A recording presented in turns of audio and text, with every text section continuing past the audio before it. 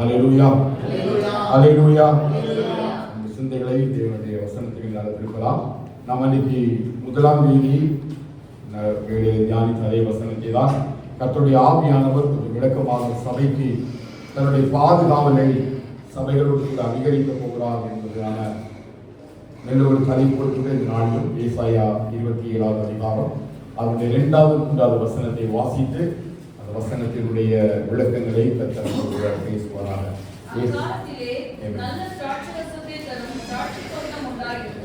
அதை குறித்து பாடுங்கள். கர்த்தராகிய நான் அதை காப்பாற்றி அடிக்கடி அதற்கு தண்ணீர் பாய்ச்சி ஒருவரும் அதை சேதப்படுத்தாதபடிக்கு அதை இரவும் பகலும் காத்துக் கொள்ளுவேன். அல்லேலூயா.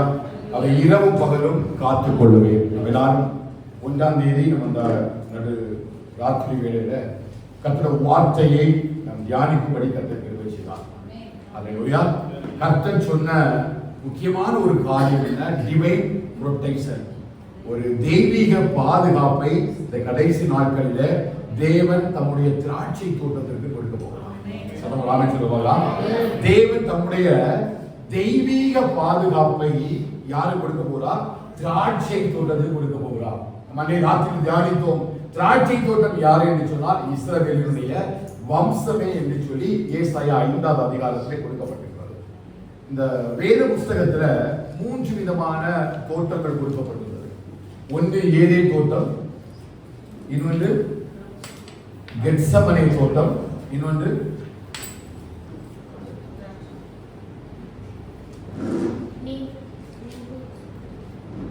மூன்று விதமான தோட்டங்களை குறித்து வேதம் நமக்கு சுட்டி காட்டுகிறது. ஆதியாகமத்தை வாசிக்கும் பொழுது ஏதேன் தோட்டம், திராட்சை தோட்டம் என்பது தேவனுடைய ஜனத்தினுடைய தோட்டம் என்பதை குறித்தும் 3 இடங்களிலே வித்தியாசமான தோட்டத்தை தேவன் நம்முடைய கண்களுக்கு முன்பாக வைக்கிறார். ஆனால் திராட்சை தோட்டம் என்று சொல்லி ஆண்டவர் பேசும்போது யாரை குறித்து பேசுகிறார்? இஸ்ரவேலுடைய ஜனங்களை குறித்து பேசுகிறார். இந்த ஏசாயா தீர்க்கதரிசியின் புஸ்தகத்துல 2 இடங்களிலே திராட்சை தோட்டத்தை பற்றி குறிப்பிடப்பட்டிருக்கிறது. ஒன்று ஏசாயா 5வது அதிகாரத்துல ஆண்டவருடைய திராட்சை தோட்டத்தை குறித்தும் அந்த திராட்சை தோட்டத்தை குறித்து பாடல்களை பாடுங்கள் என்று சொல்லி ஏசாயா தீர்க்கதரிசி நேசருக்கு ஏற்ற ஒரு பாடலை அவர் இங்கே பாடுகிறார். இதை தெளிவாக கவனிக்கணும். இந்த 2 தோட்டமுமே ஒன்றுதான். இந்த ஏசாயா 5வது அதிகாரத்தில் நீங்க வாசிக்கிற தோட்டமும் இந்த ஏசாயா 27வது அதிகாரத்திலே வாசிக்கிற தோட்டமும் ஒரே திராட்சை தோட்டம் தான். இந்த திராட்சை தோட்டம் யார் என்று கேட்டால் இஸ்ரவேலுடைய ஜனங்களை குறித்து ஆண்டவர் அழகாக ஒரு திராட்சை தோட்டத்தை குறித்து பேசுகிறார். அவர் திராட்சை தோட்டத்தை எங்கிருந்து கொண்டு வந்தான்னு கேட்டீங்கன்னா, இப்ப சங்கீதம் 80வது அதிகாரத்திலே வழியில் சொன்னால் இந்த திராட்சை தோட்டத்தை ஆண்டவர் எங்கிருந்து எங்கே கொண்டு நாட்சி இருக்கிறார் என்பதை வாசிக்க முடியும். 8வது வசனத்தை வாசிக்கலாமா? சங்கீதம் எகிப்திலிருந்து ஒரு திராட்சை கொடியை கொண்டு வந்து ஜாதிகளை துரத்திவிட்டு அதை நாட்டினீர், ஆயத்தப்படுத்தினீர், அது வேரூன்றி வளர்ந்தது.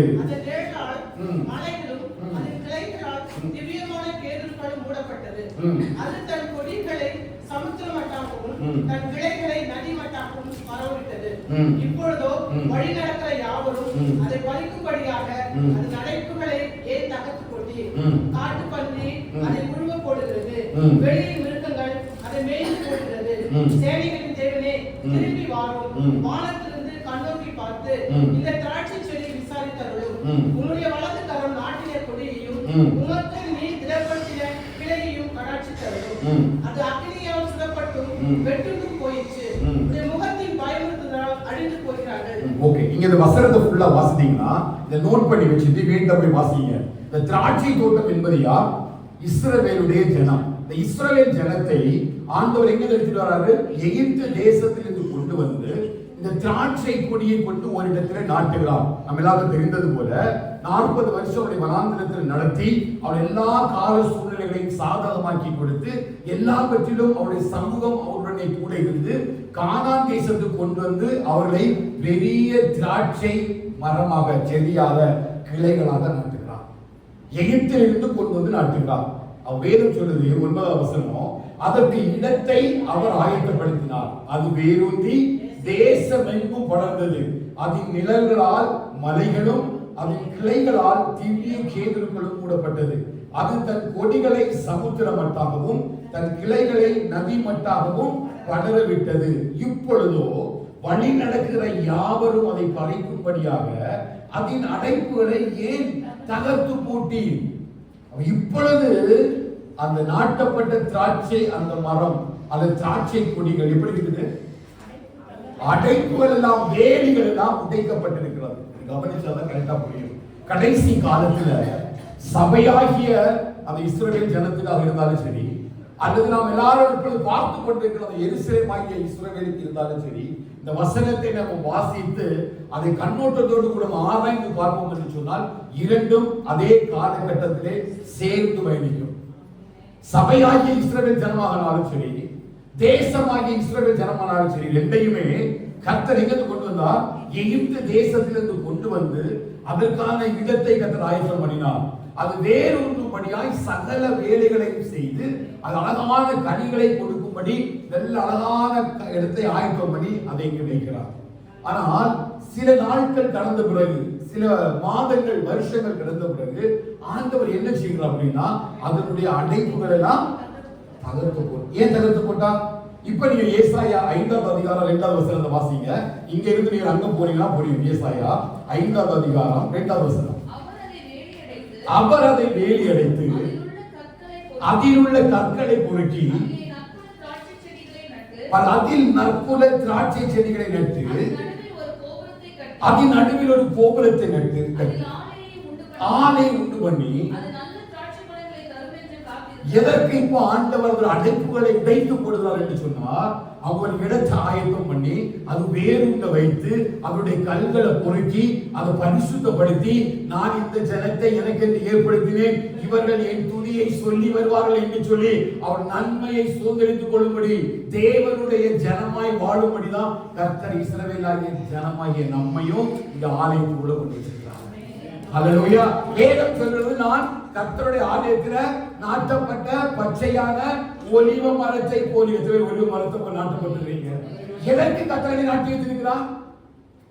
அவருக்கு பிரியமான ஆவியின் கனிகளை நான் கொடுப்பதற்காக கர்த்தர் என்ன ஒரு இடத்தில், எகிப்து என்கிறதான வேறொரு தேசத்தில் இருந்து, நான் இந்த இஸ்ரவேல் தேசத்துக்கு உரியவன் அல்ல, நான் இந்த நித்திய ஜீவனுக்காக அழைக்கப்பட்டவனோ வாக்கு தத்தத்தை உடையவனோ, இப்பொழுது நான் அனுபவித்துக் கொண்டிருக்கிற எந்த ஆவிக்குரிய ஆசீர்வாதத்துக்கு நான் சுதந்திரவாதி அல்ல. ஆனால் தேவன் என்னை எகிப்தில பார்க்கும் பொழுது அவருடைய கிருபையினாலும் இரக்கத்தினாலும் என்னை பார்த்து என் அடிமைத்தனத்திலிருந்து என்னை எடுத்து வேறொரு இடத்துல கொண்டு வந்து வெறுமையாய் அல்ல, எனக்கு என்று சொல்லி ஒரு இடத்தை ஆயத்தப்படுத்துகிறார். அந்த இடத்தில் அதை நாட்டுகிறார், கற்களை பொறுக்கிறார், அதை சுற்றிலும் வேலி அடைகிறார், நல்ல கோபுரங்களை உண்டாக்குகிறார், நல்ல திராட்சை ரசத்தை உண்டு பண்ணும் ஆலைகளை உண்டு பண்ணி நல்ல கனிகளை தரும் என்று சொல்லி ஆண்டவர் எனக்காக காத்திருக்கிறார். கர்த்தர் எதுக்காக காத்திருக்கிறார்? எதுக்காக காத்திருக்கிறார்? ஆனா இந்த வேதம் என்ன சொல்லுது? அதுவோ, சத்தமா சொல்லுங்க, அதுவோ கசப்பான பழங்களை தந்தது. ஒருவர் எகிப்திலிருந்து ஒரு திராட்சை செடியை, வேதம் சொல்றது உயர்வுல திராட்சை செடி, சாதாரணமான செடி அல்ல. அவர் அதை கடத்திலே எடுக்கும் பொழுது இந்த காட்டு ஒலிவ மரம், நாட்டு ஒலிவ மரம் எப்படி மாறுனா உயர்வுல திராட்சை செடியாக மாறுகிறது. நம்ம எகிப்தில் இருக்கிறார் எப்படி இருந்தோம்? உலகத்துக்குள்ள எப்படி இருந்தோம்? யாருக்கும் வேண்டாதவர்களாக இருந்தோம். யாருனாலும் நம்ம தெரிந்து கொள்ளப்படக்கூடிய அளவிற்கு எந்த தகுதியும் இல்லாத ஒரு வாழ்க்கை தான் வாழ்ந்து கொண்டிருந்தோம். ஆனால் தேவன் நம்மை அவருடைய கரத்தில் எடுத்த பிறகு நமக்கு ஒரு பெயர் எழுதப்பட்டது, உயர்வுள்ள திராட்சை செடி. சதவராம சொல்லுங்க, எதுவுமே சொல்றீங்க, நான் தேவனால் நாட்டப்பட்ட உயர்வுள்ள திராட்சை செடி. எதற்கு ஆண்டவரை எதற்கு நாட்டி இருக்கிறார்? சபையிலே கொண்டு கத்தருக்கு நாட்டி இருக்கிறார். எதற்கு கர்த்தருடைய இடத்தை ஆயத்தம் பண்ணினார்? எதற்கு என்னை சுற்றிலும் இந்த வேலிகள் போன்ற தடைகளை, வேதம் சொல்றார், தடைகளை உடைத்து போடுறவர் முன்னே போகிறார், உன் பாதைகளை செவ்வையாக்குற முன்னே போகிறார். எதற்காக? உன் முன்பதாக வைக்கப்பட்டிருந்த அத்தனை தடை கற்களையும் மாற்றி நீ வேரூன்றி நீ நல்ல கனிகளை கொடுப்பதற்கு என்னெல்லாம் இடத்துல வேலை செய்யணுமோ அவ்வளவு வேலைக்காரர்கள் வேலையும் பிதாவாகிய தோட்டக்காரர் செய்து என் உயர்ந்த கனிகளை கொடுப்பதற்காக கர்த்தர் இதை ஆக்கி வைத்திருக்கிறார். ஹல்லேலூயா. ஒரு நாள் கர்த்தர் கனியை தேடி வருவார். நல்ல கனி கூடாது இருக்கிற மரம் எல்லாம் வெட்டுண்டு அக்கினியிலே போடப்படும். கோடாரியானது மரத்தின் வேர் அருகே வைக்கப்பட்டிருக்கிறது. எந்த மரம் எல்லாம் ஆண்டவர் எதற்காக நம்மை தேடி வர போகிறார்? இதே வசனத்தை கொண்டுதான் கர்த்தர் நம்மை நியாயம் தீர்க்க போகிறார். உயர்குல திராட்சை செடியாக கர்த்தர் என்ன ஒரு சபையில, கர்த்தர் என்ன ஒரு தேசத்துல, கர்த்தர் என்ன ஒரு இடத்துல நாட்டி வச்சிருக்கார் என்று சொன்னால் மறுபடியும் அதிலே கனிகளை தேடி கர்த்தர் வருவார். ஹல்லேலூயா. சாதாரணமாக உன்னை என்ன செய்யல, நாட்டவில்லை. சாதாரணமாக உன்னை என்ன பிளான் பண்ணல. எப்படி பிளான் பண்றான்னா அதுக்கு சொல்லி ஒரு இடத்தை ஆயத்தப்படுத்துகிறார். என்ன ஆயத்தம்? அதுல இருந்தவர்கள் எல்லாம் துரத்தி விட்டு அந்த வேறுவதற்கு தக்கதாக நல்ல கனிகளை கொடுப்பதற்கு ஏற்ற நல்ல தரிசு நிலத்தை கர்த்தர் ஏற்படுத்துகிறார். எங்க ஏற்படுத்துகிறார்? நல்ல தரிசு நிலத்தை. தரிசு நிலத்தை உழுது அந்த திராட்சை செடிகளை வைக்கும் பொழுது அது வேரூன்றி கனிகளை கொடுப்பதற்கு ஏற்ற சூழ்நிலையான நல்ல ஒரு நிலத்தை கர்த்தர் எனக்காக ஏற்படுத்தி இருக்கிறார். இந்த நிலம் யாரு? நம்முடைய இருதயம். ஹல்லேலூயா. இந்த செடி யாரு? யோவான் 15 அதிகாரம் 1-2 வாசிக்க சொல்லுது, பிதா என் திராட்சை தோட்டக்காரர், நான் வாசிக்க. யோவான் 15 அதிகாரம் 1, நானே மெய்யான திராட்சை செடி, நானே மெய்யான திராட்சை. அப்ப யார் செடி? இயேசு கிறிஸ்து. இந்த தோட்டக்காரர் யாரு? பிதா. அவருடைய கொடிகள் யாரு? நாம். பாருங்க, பிதா குமாரனாகிய கிறிஸ்துவுக்கு உள்ள அந்த நிலத்துக்கு உள்ள யார் வச்சிருக்காரு? என்ன வச்சிருக்காரு? ஹல்லேலூயா. எனக்கு ஒரு இடத்தை ஆயத்தப்படுத்தினார். என்ன? நியாய பிரமாணம் செய்யக்கூடாத அந்த ஆசீர்வாதத்தை, நியாய பிரமாணத்தினால கொடுக்கக்கூடாத மீட்பை, ரட்சிப்பை கிறிஸ்துவினுடைய சிலுவையினால, அந்த விலையேறப்பட்ட இரத்தத்தினால மட்டும்தான் அந்த ரட்சிப்பை எனக்கு கொண்டு வர முடியும் என்று சொல்லி அந்த குமாரனாகிய கிறிஸ்துவை இந்த உலகத்துக்கு செடியாக அனுப்பி அந்த செடிக்குள்ள என்ன கொண்டு நாட்டி அந்த கிளையாக பலன் கொடுக்கும்படி கற்றுக்கிறது. ஹல்லேலூயா. இது யாருக்கு கொடுக்கப்படுதுன்னா இஸ்ரவேல் ஜனங்களுக்கு வாக்குத்தத்தமாக சுதந்திரமாக கொடுக்கப்பட்டதை புறஜாதியர்கள் நமக்கும் கர்த்தரை தந்தொல்லினார். சகோதரர்களே, புரியுதா? இது யாருக்குரியது? வாக்குத்தத்தங்களும் இந்த சுதந்திரமும் நமக்குரியது அல்ல. ஆனாலும் தேவன் நம்ம கிருபை வைத்ததனாலே அப்போஸ்தலனாகிய பவுல் மூலமாய் இந்த புறஜாதிகளுக்கு ரட்சிப்பை கொடுக்கும்படி நம்மையும் கிறிஸ்துவுக்குள்ள நல்ல திராட்சை கொடிகளாய் கர்த்தர் வைத்திருக்கிறார்.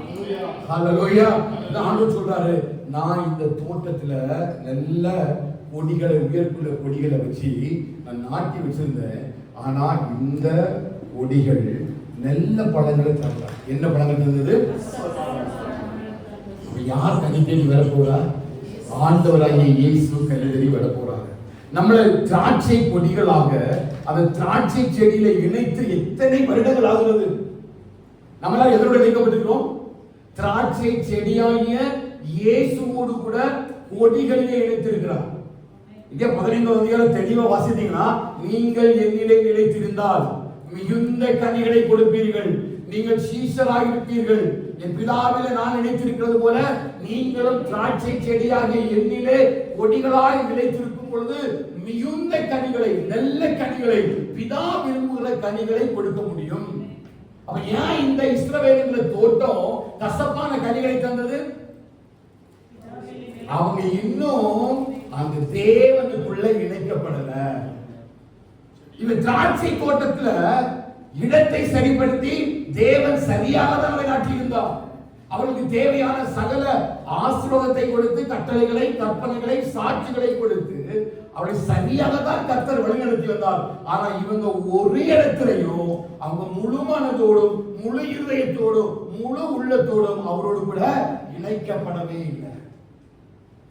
ஏன் ஒரு திராட்சை தோட்டம் தேவனுக்கு பிரியமான கனிகளை கொடுக்காமல் போய்விடுகிறது? ஏன் இந்த நாட்களில் தேவன் சபைகளில் உள்ள அடைப்புகளை பிடுங்கி எறிகிறார்? ஏன் இன்றைக்கு சபைக்கு சரியான பாதுகாப்பு இல்லை? இன்னைக்கு சபைக்கு ஏன் ஒரு தெய்வீக பாதுகாப்பு இல்லை? காரணம் என்ன தெரியுமா? யாரெல்லாம் அந்த திராட்சை செடியோடு கூட இணைக்கப்பட்டு நல்ல கனிகளை கொடுக்கிறார்களோ அந்த திராட்சை தோட்டத்தை குறித்துதான் ஏசாயா 27:3 கர்த்தர் சொல்கிறார். அவர்களை நாம் காப்பாற்றி அடிக்கடி அவர்களுக்கு ஈர்ப்பாற்றி ஒருவரும் சேதப்படுத்தாதபடிக்கு இரவும் பகலும் நான் அவரை காத்துக் கொள்வேன். புரிந்து மட்டும் சத்தம் ஆமென் சொல்லுவாங்களா? ஹல்லேலூயா. அப்ப எந்த தோட்டமும் கிறிஸ்துவோடு கூட இணைக்கப்பட்டிருக்கிறதோ, தேவனுடைய தோட்டம் எப்பொழுது கிறிஸ்துவோடு கூட இணைக்கப்பட்டிருக்கிறதோ, இயேசு கிறிஸ்துவோடு கூட ஐக்கியப்பட்டிருக்கிறதோ, வசனத்தோடு கூட ஐக்கியப்பட்டிருக்கிறதோ, எப்பொழுது கட்டளைகளின்படியும் கற்பனைகளின்படியும் அவர் சாட்சிகளை கை கொண்டு நடப்பதற்கு எப்பொழுது ஒரு சபை, ஒரு தெய்வ மனுஷன், ஒரு விசுவாசி பிரயாசப்படுகிறாரோ அதன் பிறகுதான் கர்த்தர் அவர்களுக்குள்ள கனிகளை பார்க்கிறார். அல்லேலூயா. ஒருவர் கனியை கொண்டு திராட்சை செடியை நாட்டி வைத்திருக்கார் என்று சொன்னால் அந்த திராட்சை செடியை நிச்சயமா என்ன செய்வார்? நல்ல கனிகளை தேடி வருவார். பலர் தேடி வருகிறது மாத்திரமல்ல, அது கனிகளை கொடுப்பதற்கு முன்பாக ஒரு கோபுரத்தை நாட்டுகிறார், ஒரு திராட்சை ஆலையை நாட்டுகிறார். என்ன நம்பிக்கை நாட்டுகிறார்? நான் நாட்டின இந்த செடிகள் அல்லது நான் என்னால் மீட்கப்பட்ட இந்த ஜனம் நிச்சயமா என் துதியை சொல்லி வருவார்கள் என்று சொல்லி விசுவாசத்தோடு கூடதான் கர்த்தர் அந்த திராட்சை ஆலையை உண்டு வருகிறார். அல்லேலூயா. ஆனால் திராட்சை ஆலையை உண்டு பண்ணி தேவன் அதனுடைய பழங்களை ருசிப்பதற்கு, அதனுடைய நன்மைகளை ருசிப்பதற்கு அந்த திராட்சை தோட்டத்தை நாடி வரும் பொழுது அதுல தேவன் விரும்புகிற கனி இல்லை. அது அடுத்த வசனம் வாசிங்கன்னா அவர் திரும்பவும் ஆண்டவர் பாருங்க ஒரு கேள்வியை வைக்கிறாரு. அடுத்த வசனம் வாசிங்க. 3வது வசனம். எருசலேமின் குடிகளே, யூதாவின் மனுஷரே, எனக்கும் என் திராட்சை தோட்டத்துக்கும் நியாயம் தீருங்கள். பாருங்க, எனக்கும் என் திராட்சை தோட்டத்துக்கு என்ன செய்யுங்க? நியாயம் தீருங்கள். ஏன் இதை எடுத்துட்டு வர அப்படின்னா 80வது சங்கீதத்துல ஆசா பாடுற ஒரு ஜெப விண்ணப்பம் தான் மறுபடியும் இங்க ஏசாயா தீர்க்கதரிசி மூலமா கொடுக்கப்படுது. மறுபடியும் ஏசாயா தீர்க்கதரிசி மூலமாய் கொடுக்கப்பட்ட இந்த திராட்சை தோட்டமாகிய இஸ்ரவேல் ஜனத்தினுடைய மீட்பை தான் ஏசாயா 27வது அதிகாரத்துல வாசிக்கிறோம். இந்த மூன்று ஒன்றோடு ஒன்று தொடர்புடையதாக இருக்கிறது. ஒரு இடத்தை ஆண்டவர் ஆயத்தப்படுத்தி அதை பசுமைப்படுத்தி பண்படுத்தி ஆபிரகாமுக்கு வாக்குத்தத்தம் பண்ணின அந்த நாள் முதல் கொண்டு அந்த ஜனங்களை என்ன செய்றார்? 430 வருடத்திற்கு பிறகு அழகாக எகிப்திலிருந்து கொண்டு வந்து கானான் என்கிறதான ஒரு தேசத்துக்குள்ள அழகா நாட்டுகிறார். அந்த நாட்டின் முதல் கொண்டு ஆண்டவர்களுக்கு அள்ளின எல்லா ஆசீர்வாதங்களையும் அளவில்லாமல் கொடுக்கிறார். எதையெல்லாம் அவர்கள் இச்சித்தார்களோ அதையெல்லாம் அவர்கள் பெற்றுக் கொண்டார்கள். ஆண்டவர் சொன்ன வார்த்தைகளில் ஒரு சொல் கூட தவறி போகவில்லை என்று சொல்லி தேவன் தம்முடைய தாசர்களை வைத்து சாட்சியாய் பேசுகிறார். எதையெல்லாம் அவர்களுக்கு வாக்குத்தத்தமாக கொடுத்தாரோ, அவர்களை அழைக்கும் பொழுது எந்த வாக்குத்தத்தத்தை வைத்து, எந்த வசனத்தை வைத்து அவர்களை அழைத்தாரோ வசனத்தினுடைய ஒரு சொல்லும் தவறி போகவே இல்லை. கர்த்தர் உங்களை அழைத்தது உண்மை என்று சொன்னால் அவர் உங்களுக்கு கொடுக்கிற ஒரு வாக்குத்தத்தமும் மாறி போகாது. தாமதிக்குமே தவிர அது தாமதப்படவே செய்யாது. ஹல்லேலூயா. வார்த்தைகள் ஒருவேளை சிறிது தாமதம் இருக்கலாம், அது ஒரு பொழுது தடைபடாமல் அந்த வார்த்தைகள் நமக்குள்ள நிறைவேறும். விசுவாசிக்கிறீங்களா? ஹல்லேலூயா. கர்த்தர் உன்னை உயர்வுள்ள திராட்சை செடியாக நாட்டி வைத்தது உண்மை என்று சொன்னால், நீ கர்த்தருக்காக உண்மையாய் நல்ல ருசியான பழங்களை, ஆவிக்குரிய கனிகளை நீ கொடுப்பது உண்மை என்று சொன்னால், சில பேர் அந்த வாக்குத்தத்தம் தாமதிக்கிறது போல இருக்கலாம், ஆனால் ஒருபொழுதும் அந்த வாக்குத்தத்தம் வாழ்க்கையில தடைபடவே செய்யாது. ஏன்னா வாக்குத்தத்தம் பண்ணினவர் வாக்கு மாறாதவர். அவர் வாக்குத்தத்தத்தில் உண்மை உள்ள தேவன். ஹல்லேலூயா. திராட்சை தோட்டத்தை நாட்டி இவர் சொல்றாரு பாருங்க, எனக்கும் இந்த திராட்சை தோட்டத்தை எழுத்தீர்கள் நியாயம் தீருங்கள். அப்போ கசப்பான பழங்களை ஒரு திராட்சை தோட்டம் ப்ரொடியூஸ் பண்ணும் பொழுது, ஒரு திராட்சை தோட்டம் கசப்பான பழங்களை கொடுக்கும் பொழுது அங்க என்ன கொடுக்கப்படுகிறது? நியாய தீர்ப்பு வருகிறது. ஹல்லேலூயா. கர்த்தர் நம்ம எல்லாம் நாட்டி வச்சிருக்காரு இல்லையா? அவன் நாட்டி வைத்துட்டு மறுபடியும் என்ன செய்கிறார்? வரப்போகிறார். வரும் பொழுது அவன் அவனுடைய கிரியைகளுக்கு தக்க பலன், அவன் அவனுடைய கனிகளுக்கு தக்க பலனை கர்த்தர் கொண்டு வருவான். எருசலேமின் குடிகளை பார்த்து சொல்றாரு, இப்ப இந்த தோட்டத்துக்கும் எனக்கு ஒரு நியாய தீர்ப்பு செய்யுங்க. என்ன நியாய தீர்ப்புனா, நான் என் திராட்சை தோட்டத்திற்காக செய்யாத எந்த வேலையை அதற்கு நீ செய்யலாம். அது நல்ல திராட்சை பழங்களை தரும் என்று நான் காத்திருக்க அது கசப்பான பழங்களை தந்தது. பாருங்க, எவ்வளவு தூரம் இந்த திராட்சை தோட்டத்தை உருவாக்குவதற்காக இண்டிவிஜுவலா நம்மளை சற்று ஆராய்ந்து பார்க்கணும். கர்த்தர் ஒரு திராட்சை தோட்டமாக என்னை உருவாக்குவதற்காக ஒரு தனி மனிதனாக என்னுடைய ஆத்துமாவை அவர் தெரிந்தெடுத்து என்னுடைய சிறு வயது முதல் கொண்டு என் தாயின் கற்பத்தில் உருவாக்கும் முன்பதாகவே நான் உன்னை தெரிந்து கொண்டேன் என்று சொல்லி வாக்குத்தத்தம் பண்ணின தேவன் இதுவரையிலும் கர்த்தர் என்னை நடத்தி வந்த பாதைகளை நினைத்து பார்த்தால் அவைகள் ஆச்சரியமானவைகள். ஹல்லேலூயா. என்னை நடத்தி வந்த ஒவ்வொரு பாதைகளும் ஆச்சரியமானவைகள். என்ன ஆச்சரியம்? இதுவரையிலும் கர்த்தர் நீ என்னையும் என் குடும்பத்தையும் நடத்தி வந்ததற்கு நான் எம்மாத்திரம் எந்த தகுதியும் இல்லாம இருந்த என்ன இப்படிப்பட்ட ஒரு ஆசீர்வதிக்கப்பட்ட வாழ்க்கையை நான் எதிர்பார்த்ததே இல்லை. இப்படி நிறைவான ஒரு சமாதானத்தை, ஒரு ஆவிக்குரிய சந்தோஷத்தை, ஒரு ஆவிக்குரிய ஆசீர்வாதத்தை இதுவரையிலும் நான் எதிர்பார்த்ததில்லை. ஆனா எந்த தகுதியுமே இல்லாத என் குடும்பத்தை கர்த்தர் தெரிந்தெடுத்து என்னை ஒரு உயர்குல திராட்சை செடியாக நாட்டு மற்ற காட்டு ஒளிய மரங்களெல்லாம் என்னை பார்த்து பொறாமைப்படும் அளவிற்கு கர்த்தர் என்னை உயர்குல திராட்சை செடியாக நாட்டி இருக்கிறார். அல்லேலூயா. இப்பொழுது நான் கனி கொடுப்பதற்கு, கனிகளை அதிகமாய் தேவனுக்கு கொடுப்பதற்கும் நான் பிரயாசப்படுகிறேன். ஆனால் கர்த்தர் என்னிடத்தில் கனிகளை தேடி வரும் பொழுது நான் என்ன கனிகளை கர்த்தருக்காக கொடுக்கிறேன்? அதுதான் நம்ம யோசித்து பார்க்கலாம். அதான் ஏசாயத்துக்கு சொல்லுமா, என்னுடைய கண்களுக்கு முன்பாக வைக்கிறார். நான் இவ்வளவு பெரிய வேலைகளை செய்திருக்கிறேன். எந்த இடத்திலையும் தகுதி இல்லாத எனக்கு கிருபையும் இரக்கத்தையும் உம்முடைய வசனத்தின்படியே தயவும் இரக்கமும் எனக்கு கிடைப்பதாக என்று சொல்லி 119 சங்கீதக்காரரை தாவீது சொன்னது போல அவருடைய வசனத்தை மட்டும் வச்சுதான் என்னை இந்த அளவுக்கு கொண்டு வந்தார். எல்லா இடமும் எனக்கு எது கிடைத்தது? தயவும் இரக்கமும். எதன்படி கிடைத்தது? வசனத்தின்படி கிடைத்தது. இந்த வசனத்தின்படி கிடைத்த அந்த தயவை இரக்கத்தை வைத்துதான் இன்னைக்கு கர்த்தர் என்ன பெரிய ஒரு திராட்சை தோட்டமாக கர்த்தர் மாற்றிருக்கிறார். ஒருவேளை நம்முடைய குடும்பமாக இருக்கலாம், நம்முடைய சபையாக இருக்கலாம். ஒரு ஒலிவ அந்த திராட்சை செடியாக இருந்த நம்மை இன்னைக்கு ஒரு பெரிய திராட்சை தோட்டமாக கர்த்தர் மாற்றி இருக்கிறார் என்று சொன்னால் அவர் கனிகளை தேடிதான் அதை செய்திருக்கிறார். அப்படி கனிகளை தேடி அவர் வரும்பொழுது என்னுடைய வாழ்க்கையில ஆண்டவர் எதிர்பார்க்கிற கனிகளை நான் கொடுக்கிறேன்.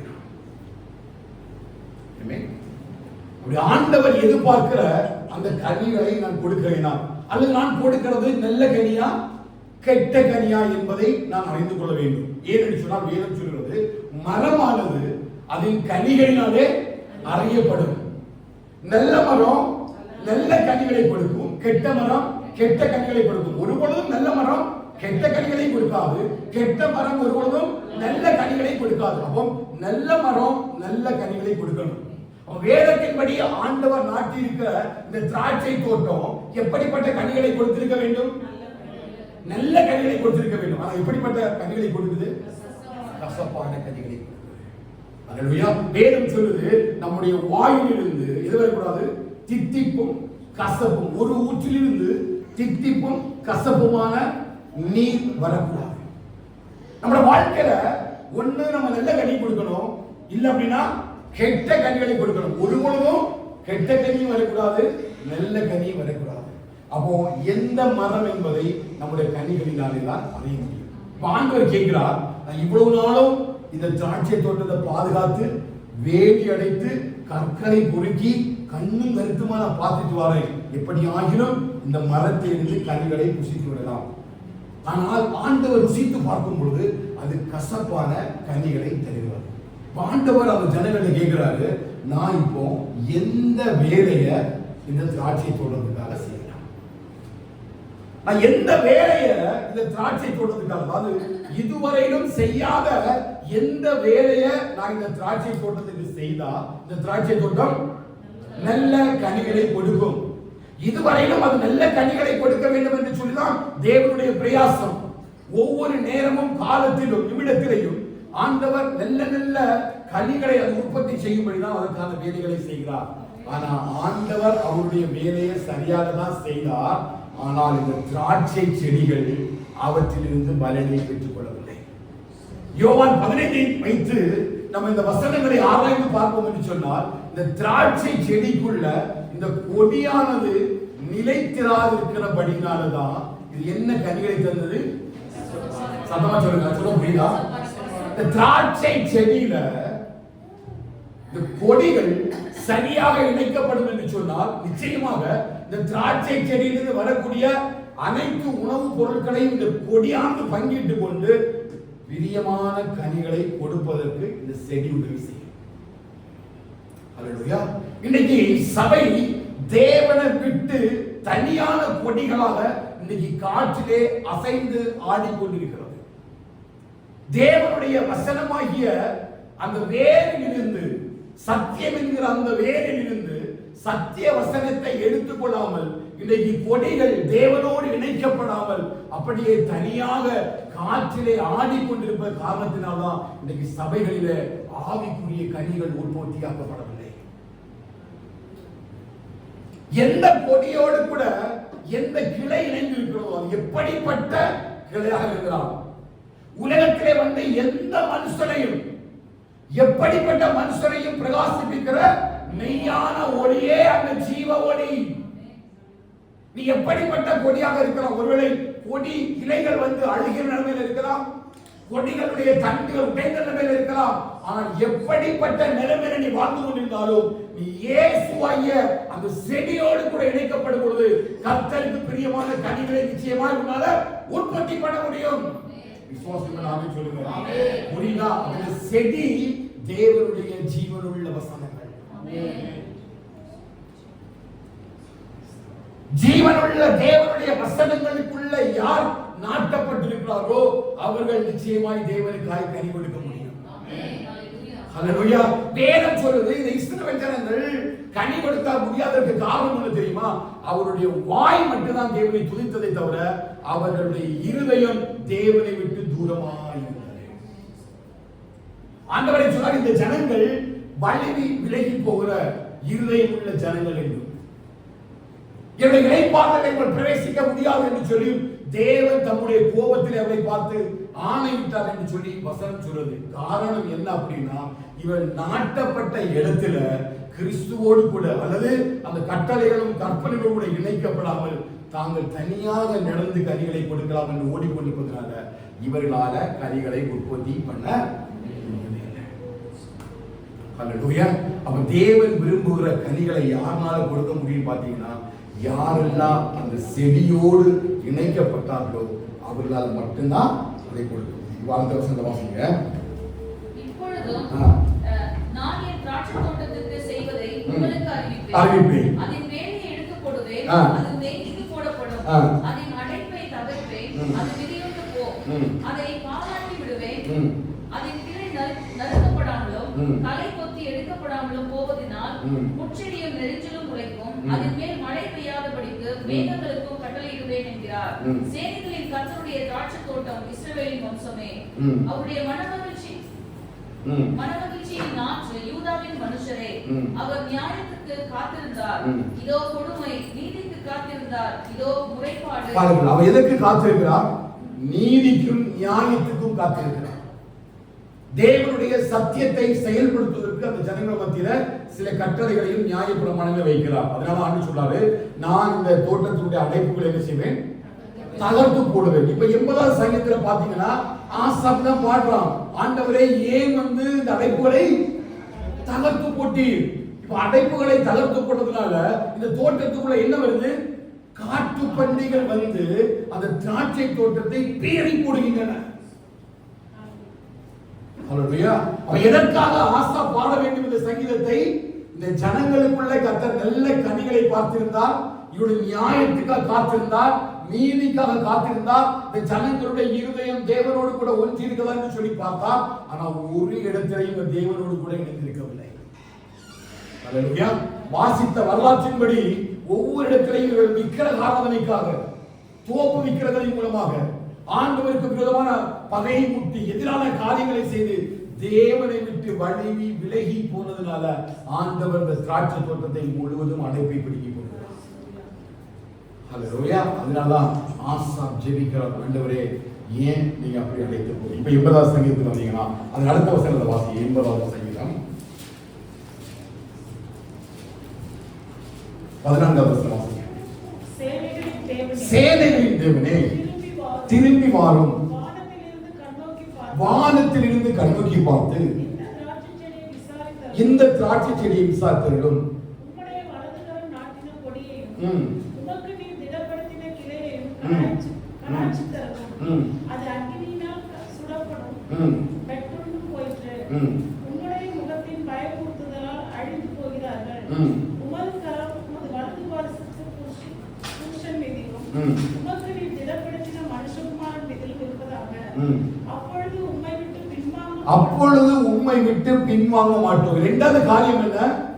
எதனால ஆண்டவர் அடைப்போலை தகர்த்து போட்டார்? ஆண்டவரை விட்டு இந்த ஜனங்கள் பின்வாங்கி போனார்கள். ஆமென். ஆண்டவர் ஒவ்வொரு நாளும் இந்த திராட்சை தோட்டத்தை என்ன செய்தார்? கவனிக்கிறார். வெறுமையாக கொண்டு கர்த்தர் நம்மை ஆலயத்தில் கொண்டு நாட்டவில்லை. வெறுமையாக கொண்டு கர்த்தர் நம்மை ரட்சிக்கல. ஏதோ ஒரு கடமைக்காக ஒன்று ரட்சித்து நம் அபிஷேகித்து சபையில கொண்டு வைத்து நம் பரிசுத்தமுள்ளவர்களாய் விசுவாசிகளாய் வாழும்படி ஒன்று கர்த்தர் நம்மளை கொண்டு வைக்கவில்லை. நம் ஒவ்வொரு மீதும் தேவன் ஒரு பெரிய திட்டத்தை வைத்திருக்கிறார். புரியுதா? எல்லாமே என்ன இருக்குது? என்ன இருக்குது? திட்டம் இருக்குது. தேவ திட்டம் என்று சொல்லி ஒன்று இருக்குது. நம்ம பூமியில நிறைய திட்டங்களை நமக்காக வகுக்கிறோம். நம்முடைய பிள்ளைகளுக்காக நிறைய திட்டங்களை வகுக்கிறோம். இந்த உலகத்தில் நம்ம ஆசைப்பட்டு விருப்பப்பட்டு சில ஆசீர்வாதங்களை அடைய வேண்டும் என்று சொல்லி நாம் சில திட்டங்களையும் குறிக்கோள்களை வகுத்து நாம் வாழ்ந்தாலும் எல்லா மனுஷர் மீதும் தேவ திட்டம் என்று ஒன்று வைக்கப்பட்டிருக்கிறது. விசுவாசிக்கிறீங்களா? உங்க மீது, உங்க பிள்ளைகள் மீது, உங்க குடும்பத்தின் மீது தேவன் தம்முடைய திட்டத்தை தெளிவாக வைத்திருக்கிறார். ஒருவரும் அந்த திட்டத்தில் இருந்து வெளியேறவே முடியாது. நம்ம எவ்வளவுதான் முயற்சித்தாலும், எவ்வளவுதான் தேவனுடைய சமூகத்தை விட்டு ஓடுவதற்கு, தர்சீசுக்கு போறது கப்பல் ஏறி அடிக்கட்டில் நாம் படுக்கை போட்டு தூங்கினாலும் கர்த்தருடைய கரம் அங்கேயும் என்னை தொடும். நான் தேவனை விட்டு வழி விலகி போகவே முடியாது. ஏன் என்று சொன்னால் தேவன் என் குடும்பத்தின் மேல ஒரு பெரிய திட்டத்தை வைத்திருக்கிறார். நிச்சயமா அதை செயல்படுத்திக்க மகிழ்வா. ஏதோ விசுவாசிக்கிற கர்த்தரை மேல ஒரு திட்டம் வச்சிருக்கிறாரு. உன் பிள்ளையை குறிச்சு என்ன திட்டம் வேணாலும் வச்சுக்க. ஆனா உன் பிள்ளைகளை குறிச்சு கர்த்தருக்கு ஒரு திட்டம் உண்டு. அந்த திட்டத்தை தேவன் பிள்ளைகள் மத்தியில் நிறைவேற்றுவார். அது நீ நினைச்சாலும் நினைக்காம இருந்தாலும் நிச்சயமாக உன் பிள்ளைகளுக்குரிய பாதைகளை 1000 தலைமுறை தோறும் கர்த்தர் ஆசீர்வாதங்களை தருவேன் என்று சொன்ன தேவன் நிச்சயமா உன் குடும்பத்தை, உன் பிள்ளையோட வாழ்க்கையில் ஒரு பெரிய திட்டத்தை கர்த்தர் நிறைவேற்றுவார். ஹல்லேலூயா. ஏற்ற காலத்தில் அதை செய்து முடிப்பி. நிச்சயமாக செய்யப்படும். விசுவாசிக்கிறீங்களா? ஹல்லேலூயா. சும்மா உன்னை எகிப்து தேசத்திலிருந்து கர்த்தர் உன்னை அழைத்து சபைக்குள்ள கொண்டு வேறுபடி கர்த்தர் வைக்கல. நிச்சயமாய் கர்த்தர் உங்களுக்கு ஒரு பெரிய திட்டத்தை வச்சிருக்கிறாரு. உன்னை கொண்டே கர்த்தர் செய்வார். செருபாபேலுடைய கையில் ஒரு இடத்திற்கு அஸ்திவாரம் போட்டது உண்மை என்று சொன்னால் நிச்சயமாய் செருபாபேலுடைய கைகளை கொண்டு கர்த்தர் ஆலயத்தை கட்டி பிடிப்பார். ஹல்லேலூயா. அற்பமான ஆரம்பத்தினாலே யார் சட்டை பண்ணக்கூடும்? பூமி எங்கும் சுற்றி பார்க்கும் ஐயா கர்த்தருடைய 7 கண்களும் செருபாபேலின் கரத்தில் இருக்கிற தூக்குநிலை கூட சந்தோஷமாய் உன் கையில என்ன இருக்குது இல்லைன்றது முக்கியம் அல்ல. கர்த்தர் ஒண்ணு பாக்குறாரு. ஏன்னா தேவ திட்டம் உன் குடும்பத்துக்குள்ள இருக்குது. உன் பிள்ளைகளுக்குள்ள தேவ திட்டம் இருக்குது. ஒருவேளை அந்த திட்டத்தை செயல்படுத்துவதற்கு உன் கரங்களை ஒண்ணு இல்லாம இருக்கலாம். ஆனா கர்த்தருடைய கண்கள் செருபாபேலுடைய கையில் இருந்த தூக்குநிலை பார்த்தோம்னு சொன்னா கர்த்தர் உன் கரங்களில் இருக்கிற கொஞ்சத்தை பார்க்கிறார். நிச்சயமாய் நம்முடைய திட்டத்தை செயல்படுத்துவார்.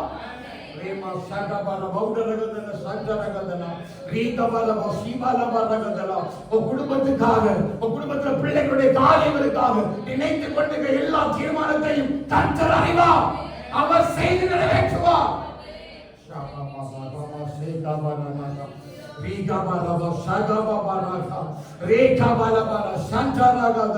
கொஞ்சத்தை வச்சு எப்படி செயல்படுத்துறது தெரியலையா? கொஞ்சத்தை வாங்கி அப்படியே புகையை போல ஊதி போகிறதா? ஆனா கர்த்தர் உங்களோட திட்டத்தை வச்சிருக்கிறாரு. அது தேவனுடைய திட்டம். அந்த கொஞ்சத்தை வச்சு கர்த்தரோட அநேகத்துக்கு அதிகாரியா வைப்பார். ஹல்லேலூயா. 5 அப்பம் 2 மீனும் போதும் தேவன் 5000 பேரை போஷிக்க முடியும். விசுவாசிகள் சத்தம் ஆமென் சொல்லுவாங்க. ஹல்லேலூயா. அப்ப உன்னை நாட்டுனது எதோட நாட்டிக்கிறாரு? தேவ திட்டத்தோட நாட்டிக்கிறார். ஹல்லேலூயா. ஆனா இங்க பாருங்க, ஆண்டவர் அந்த திராட்சை தோட்டம் கசப்பான கனிகளை தந்துன்னு சொன்னனால முற்றிலுமாய் அவர் செய்யல, அழிச்சு போடல. அதுதான் இங்க கொடுக்கப்படுகிற வெளிப்பாடு. இப்ப நம்ம ஏசாயா 27ஆம் அதிகாரத்துல வந்தீங்கன்னா இந்த வார்த்தைகள் கொடுக்க முடியும். ஏசாயா 27ஆம் அதிகாரத்தில் வந்துருவாங்க. 26ஆம் அதிகாரத்துல 25ஆம் அதிகாரத்துல பார்க்க போறாங்க. 1ஆவது வசனத்தை வாசிங்க. உம்மை உயர்த்தி உம்முடைய நாமத்தை துதிப்பேன். நீர் அதிசயமானவைகளை செய்து உம்முடைய பூர்வ ஆலோசனைகள் சத்தியமும் உறுதியுமானவை. இங்க பாடுறாங்க, நீ தேவன், நாம் உம்மை உயர்த்தி உம்மை துதிப்போம், உங்களுடைய ஆலோசனைகள் எல்லாம் நித்தியமானவை பாடுறாங்க. ஏன் பாடுறாங்க அப்படின்னா, இந்த 24வது அதிகாரம் இப்போ 2வது வசனத்தை வாசிங்க, முதல் வசனத்தை வாசிங்க, 24 வாசிங்க. எல்லாம் தெளிவா கவனிங்க. இந்த சத்தியம் புரியணும் அப்படின்னா, ஒரு திராட்சை தோட்டத்தை ஆண்டவர் இஸ்ரவேலின் நாட்டில் உண்மை என்றால், நம்மையும் கர்த்தர் தான் இந்த ஆலயத்தில் நாட்டி இருக்கிற உண்மை என்று சொன்னால், அவருக்கு நம்ம மேல ஒரு பெரிய தெய்வ திட்டம் ஒன்று இருக்கிறது. ஒரு பெரிய தெய்வ திட்டம் ஒன்று இருக்கிறது. ஆனா ஒவ்வொரு நாளும் கர்த்தர் நம்மை எழுச்சினார், கூர்ந்து கவனிக்கிறார். இப்ப நமக்கு தெரியாது நம்ம யார் கவனிக்கிறார், யார் பார்க்கிறார் என்று யாருக்கும் தெரியாது. ஆனா நம்முடைய சூழ்நிலை வரும்போது யோசிப்போம், கர்த்தர் மேல் நினைவா இருக்கிறாரா? நம்ம ஜெபிக்கிறோம், சில ஜெபத்துக்கு பதில் கிடைக்கும், சில ஜெபத்துக்கு பதில் கிடைக்காது, சில ஜெபங்கள் நீளமா இருக்கும், தாமதமாகிட்டே இருக்கும். ஆனா ஆண்டவர் எல்லா நாளுமே கர்த்தர் என்ன செய்கிறார்? நினைவு கூறுகிறார். அதான் இரவும் பகலும் அதை காக்கிறார். அப்படிதான் இந்த திராட்சை தோட்டத்தை அவர் உருவாக்கி இரவும் பகலும் அதை பாதுகாத்தார். ஆனா இந்த இஸ்ரவேல் ஜனம் அவங்க ஆண்டவரை விட்டு பின்வாங்கி போனனால ஆண்டு என்ன போறா, அடைப்புகளை கொஞ்ச காலம் தகர்த்து போட்டுட்டார். இவன் காட்டு பண்டிகள் எல்லாம் உள்ள வந்து அது எல்லாத்தையும் உடைத்து போட்டது. ஆசான் ஜெபிக்கிறார், ஆண்டவரே எதற்காக இதெல்லாம் நீங்க இப்படி செய்வீங்க அப்படின்னு சொல்லும் பொழுதுதான் இந்த ஏசாயா தீர்க்கதரிசி வைத்து இந்த ஜனங்களுக்கு அதை வெளிப்படுத்துகிறார். இவர்கள் கசப்பான பழங்களை கொடுத்ததுனால என்ன சில ஆண்டுகளை எல்லாம் உடைத்து போடுகிறார். இனி என்ன வேலை செய்ய வேண்டும் என்று சொல்லி ஆண்டவர் அவருடைய கேட்டு சின்ன நியாய தீர்ப்பை கொண்டு வருகிறார். 24வது அதிகாரம் 1 வாசிக்க, எல்லாரும் கவனிங்க. இதோ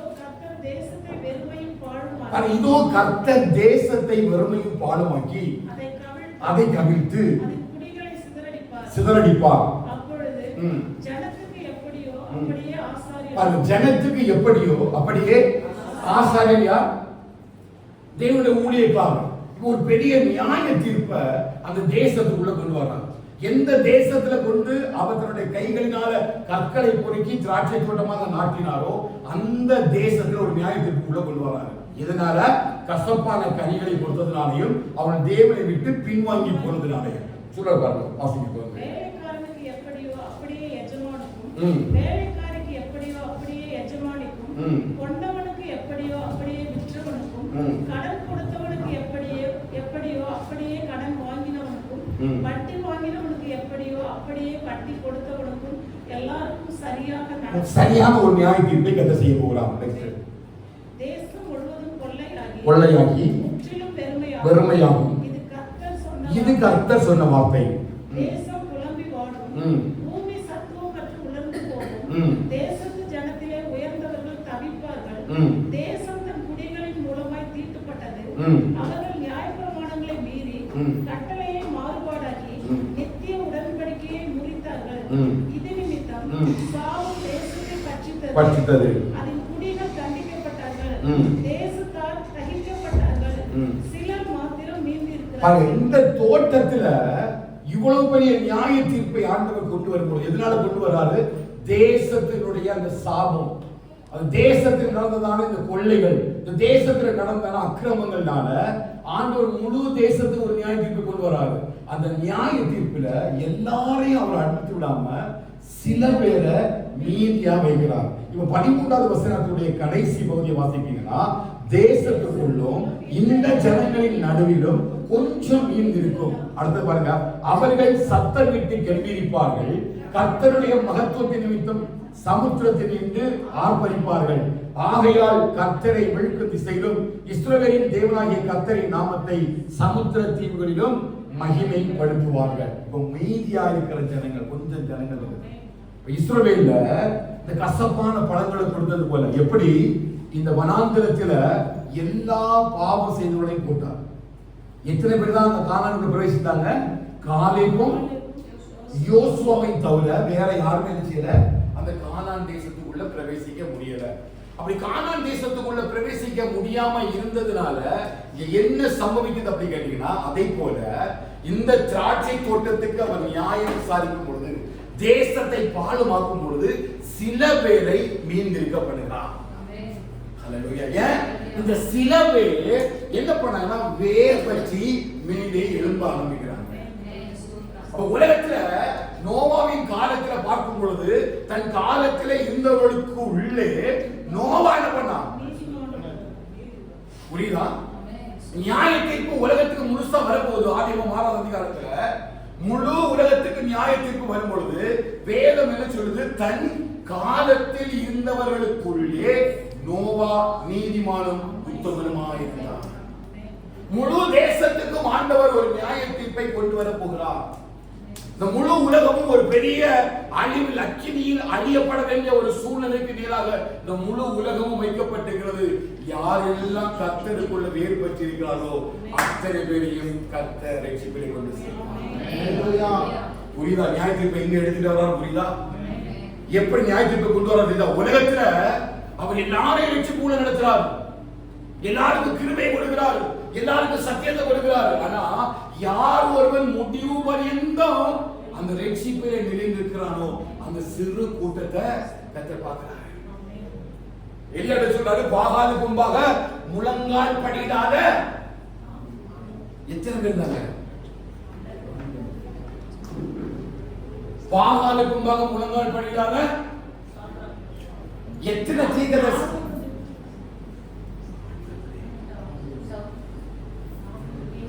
7000 பேர். யார் சொல்றது? 7000 பேரை கர்த்தர் பாதுகாத்து வைத்தார். சொன்னாரு, பாகாலுக்கு முன்பாக முழங்கால் படியிடாத 7000 தீர்க்கதரிசிகளை உண்டுன்னு சொன்னாரா? அதே போல கடைசி நாட்கள்ல இந்த உலகத்துக்கு நியாய தீர்ப்பு வைக்கும் பொழுது கர்த்தருக்காக காத்திருக்கிற சில பேரை கர்த்தர் முன்குறித்து வைத்திருக்கிறார். சொல்லுதா? புரியுதா? இப்ப எல்லாரும் திராட்சை தோட்டம் தான். இப்ப எல்லாரும் பாத்தீங்கன்னா எல்லா சபையுமே திராட்சை தோட்டம் தான். ஆராதிக்கிறாங்க, துதிக்கிறாங்க, ஆடி பாடுறாங்க, அவங்க எல்லாமே பண்றாங்க. ஆனா எந்த திராட்சை தோட்டம் இந்த திராட்சை செடியோடு கொடிகளால் இணைக்கப்பட்டிருந்தோ அந்த கொடிகள் தான் ஆவிக்குரிய கனிகளை கொடுக்கும். அந்த ஆவிக்குரிய கனிகளை கொடுக்கிற சில கூட்டத்தார் அவருடைய வருகையிலே மீண்டிருப்பார்கள். அவர்கள் தான் தேவனையும் கெம்பீரித்து சத்தமாய் பாடுவார்கள். அல்லேலூயா. புரியுதா? அவங்க தான் பாடுறாங்க. அடுத்த பாத்தீங்கன்னா இப்ப 25வது அதிகாரம் 4வது வசனத்தை வாசிங்க. கொடூரமானவர்களின் சீறல் மதிலை மோதி அடிக்கிற கொடூரமானவர்களின் சீறல் மதிலை மோதி அடிக்கிற பெருவெள்ளத்தை போல இருக்கையில் நீர் ஏழைக்கு பலனும் நெருக்கப்படுகிற எளியவனுக்கு திடனும் பெருவெள்ளத்துக்கு தப்பும் அடைக்கலமும் வெயிலுக்கு ஒதுங்கும் நிழலுமானீர். ஹல்லேலூயா. என்ன சொல்றாரு பாருங்க, இந்த முழுவதுமான ஒரு நியாய தீர்ப்பு வரும் பொழுது எல்லாரும் இந்த எளியவனை தூக்கி மதிக்கிறாங்க, எல்லாரும் இந்த எளியவனுக்கு உரமாய் எழும்புறாங்க, எல்லாருடைய சத்தம் இந்த எளியவனுக்கு உரமாய் மிக உயரமாய் கொடுக்கப்படுகிறது. அந்த நேரத்தில் ஆண்டவர் சொல்றாரு, அவர் எளியவனுக்கு திடனாய் இருக்கிறார். ஹல்லேலூயா. சத்தியத்தில் நடக்கிறவங்க இன்னும் நெருக்கப்படுறாங்க, வேத வசனத்தின்படி வாழ்றவங்க இன்னும் ஒடுக்கப்படுறாங்க. ஹல்லேலூயா. ஒடுக்கப்படுறாங்களா இல்லையா? சத்திய வசனத்துக்கு சபையில போதிக்கப்படுவது குறைவு, வசனத்தின்படி வாழ அழைக்கப்படுவது கொஞ்சம் பேர். கர்த்தருக்கு பிரியமாய் நடக்க மனதாய் இருக்கிற யாவரும் துன்பப்படுவார்கள். இன்னைக்கு யாருக்கும் துன்பப்பட வேண்டும் விருப்பம் இல்லை. எல்லாருக்கும் என்ன வேணும்? ஆசீர்வாதம், ஆசீர்வாதம், ஆசீர்வாதம் என்று சொல்லி தங்களோட வாழ்க்கையில பெரிய ஆசீர்வாதத்தை தூக்கி தள்ள வைக்கிறாங்களே தவிர யாருக்கும் தேவனுக்காய் துன்பப்படுவதற்கு விருப்பமே இல்லை. உலகத்தில் உங்களுக்கு உபத்திரவம் உண்டு, நீங்கள் உலகத்தார் அல்ல, அதனால அவர்கள் உங்களை நினைச்சுவார்கள், விரோதிப்பார்கள், உங்களை ஆலோசனை சங்கமாய் கொண்டு போவார்கள், உங்களை எல்லா காவலையும் கட்டி ஒப்பு கொடுப்பார்கள். ஆனாலும் திடன் கொள்ளுங்கள், நான் உலகத்தை ஜெயித்தேன். எதுக்கு சொன்னார் கர்த்தர்? நீ தேவனுக்காய் வைராக்கியமாய் சத்தியத்துல ஓடும் பொழுது, நீ உலகத்தை வெறுத்து ஓடும் பொழுது நிச்சயமா ஒரு பின்பதாக சில காரியங்கள் தொடரும். ஏன் அப்படின்னா, நான் விசுவாசிப்பதற்கு மாத்திரமல்ல, அவரோடு கூட பாடுபடுவதற்கு அழைக்கப்பட்டிருக்கிறேன். ஹல்லேலூயா.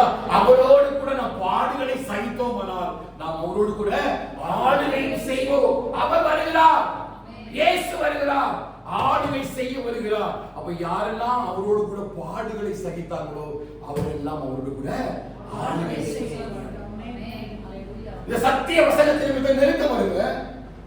நீ திராட்சை செடியில நீ கொடியாய் இணைக்கப்பட்டு நீ கனிகளை உற்பத்தி ஆக்கும் பொழுது நிச்சயமாக உன் வாழ்க்கையில போராட்டம் வரும்.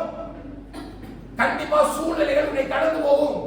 நீ சத்திய வசனத்தில் நிற்க முடியாதபடிக்கு சத்துரு சகலவற்றிலும் ஒன்னு அந்த செடியிலிருந்து கிளைய எறிவதற்கு அவன் நிச்சயமா ட்ரை பண்ணுவான். பச்சை மரத்துக்கே இவர்களை செய்வார்கள் என்று சொன்னால் பட்ட மரத்துக்கு எதை செய்ய மாட்டார்கள். அவர் பச்சை மரமாக இருக்கிறார். ஹல்லேலூயா. நாம் இணைக்கப்பட்டோமானால் மட்டும்தான் அந்த கடைசி காலத்துல கொஞ்சம் பேரா நாம் மீந்திருக்க முடியும். இன்னைக்கு கொஞ்சம் பேரை பற்றி யாருக்கும் கவலை இல்லை. கூட்டங்கள், திரளான கூட்டங்களை நம்பி ஜனங்கள் ஓடுவார்கள். மாயை நம்பி, ஆஸ்வத்தை நம்பி, அற்புதத்தை நம்பி, மேஜிக்கலை நம்பி தான் ஜனங்கள் திரளாய் ஓடிக்கொண்டிருக்கிறார்கள். ஆனால் வேதம் சொல்கிறது கொஞ்சம் பேர் மட்டும்தான் இந்த பாகாலுக்கும் முழங்கால் படிகள் இருப்பார்கள். கர்த்தர் அவர்களை தமக்கு என்று சொல்லி ஆயத்தப்படுத்துவார். அந்த கூட்டத்தில் யார் இருக்கிறார்களோ அவர்கள் மட்டும்தான் மீண்டவர்களாய் காணப்படுவார்கள். அப்படிதான் அந்த ஜனங்களுக்கு நியாய தீர்ப்பை எழுதி அந்த 26வது 27வது வசனத்திலே அவர் பண்றாரு பாருங்க. அந்த வசனத்தோடு வாசிக்கலாம். 5வது வசனம். வறட்சியான இடத்தில் காங்கை மேகத்தினால் தணிவது போல் அந்நியரின் முன்மரத்தை தணிய பண்ணுவேன். மேகத்தின் நிழலினால் வெயில் தணிகிறது போல் பலவந்தரின் ஆரவாரம் தணியும். சேனைகளின் கர்த்தர் இந்த மலையிலே சகல ஜனங்களுக்கும் ஒரு விருந்தை ஆயத்தப்படுத்துவார். அது கொழுமையான பதார்த்தங்களும் பழமையான திராட்சை ரசமும் ஊனும் இனமும் உள்ள பதார்த்தங்களும் தெளிந்த பழமையான திராட்சை ரசமும் நிறைந்த விருந்தாய் இருக்கும். இந்த மலை எந்த மலை புரிஞ்சுதா? இந்த மலை எந்த மலை? எருசலேம் மலை.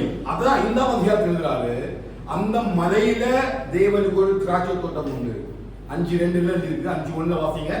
அந்த மலையை குறித்து எழுதி பாருங்க. 5:1 வாசிங்க. இந்த மலை தான் அந்த மலை. இப்பொழுது நான் என் எருசலேத்தில் அவருடைய திராட்சை தோட்டத்தை குறித்து என் நேசருக்கு என்று ஒரு பாட்டை பாடுவேன். என் நேசருக்கு மகா செழிப்பான மேட்டிலே ஒரு திராட்சை தோட்டம். மகா செழிப்பான மேட்டிலே ஒரு திராட்சை தோட்டம். அதுதான் இந்த மேடு. அவர் எருசலேமை குறித்து தான் பாடுறார். எருசலேமை குறித்து தான் பேசுறாரு. கடைசி நாட்களில இந்த எருசலேமில் கர்த்தர் பெரிய ஒரு யாகத்தை, ஒரு விருந்தை ஆயத்தப்படுத்துவார். எந்த கண்களுக்கு முன்பாக அந்த எருசலேம் இன்னைக்கு தாழ்த்தப்பட்டிருக்கிறதோ அந்த தாழ்த்தப்பட்ட இடத்திலையும் கர்த்தர் தமக்கு என்று சொல்லி சில மீந்தவரை கட்ட வைத்திருக்கிறார். அதனால ஏசாயா 27 வாசிக்கும் பொழுது யாக்கோபு வேர்பற்றி பூ பூத்து காய்க்கும் காலம் வரும். அதுதான் இந்த காலம். அவன் நியாய தீர்ப்பை கொண்டு வரக்கூடிய காலம். அவர் சொல்றார், இந்த மலையில நான் மறுபடியும் என்ன பண்ணுவேன்? ஒரு பெரிய ஒரு விருந்த யாகத்தை ஆயத்தப்படுத்து. இப்போ அந்த மலை எப்படி இருக்குது? எருசலேம் வந்து போய் எல்லாராலும் தூஷிக்கப்பட்டு இகழப்பட்டு ஒவ்வொருத்தரும் அடி வச்சுட்டு இருக்கிறாங்க. எதுக்கு? அந்த இடத்தை சொந்தம் கொண்டாடுவதற்கு. இந்த மலை யாருடையது? தேவனுடைய திராட்சை தோட்டம் நாட்டப்பட்ட, தேவனுடைய சபையாகிய ஆலயம் நாட்டப்பட்ட இடம். அந்த இடத்துல மறுபடியும் கர்த்தர் ஒரு பெரிய யாகத்தை, விருந்தை கர்த்தர் கட்டுகிறார். எந்த இடத்துல அவமானம் நடந்ததோ அந்த இடத்துல தேவனுடைய தலையை உயர்த்துவார். எதை விசுவாசிக்கிறீங்க? எந்த இடத்துல ஒரு தலை கவிழ்ந்து போனதோ அந்த இடத்துல எல்லாருக்கும் முன்னதாக கர்த்தர் உனக்கு ஒரு யாகத்தை வைப்பார். ஒரு பெரிய விருந்து அவர் ஆயத்தப்படுத்துவார்.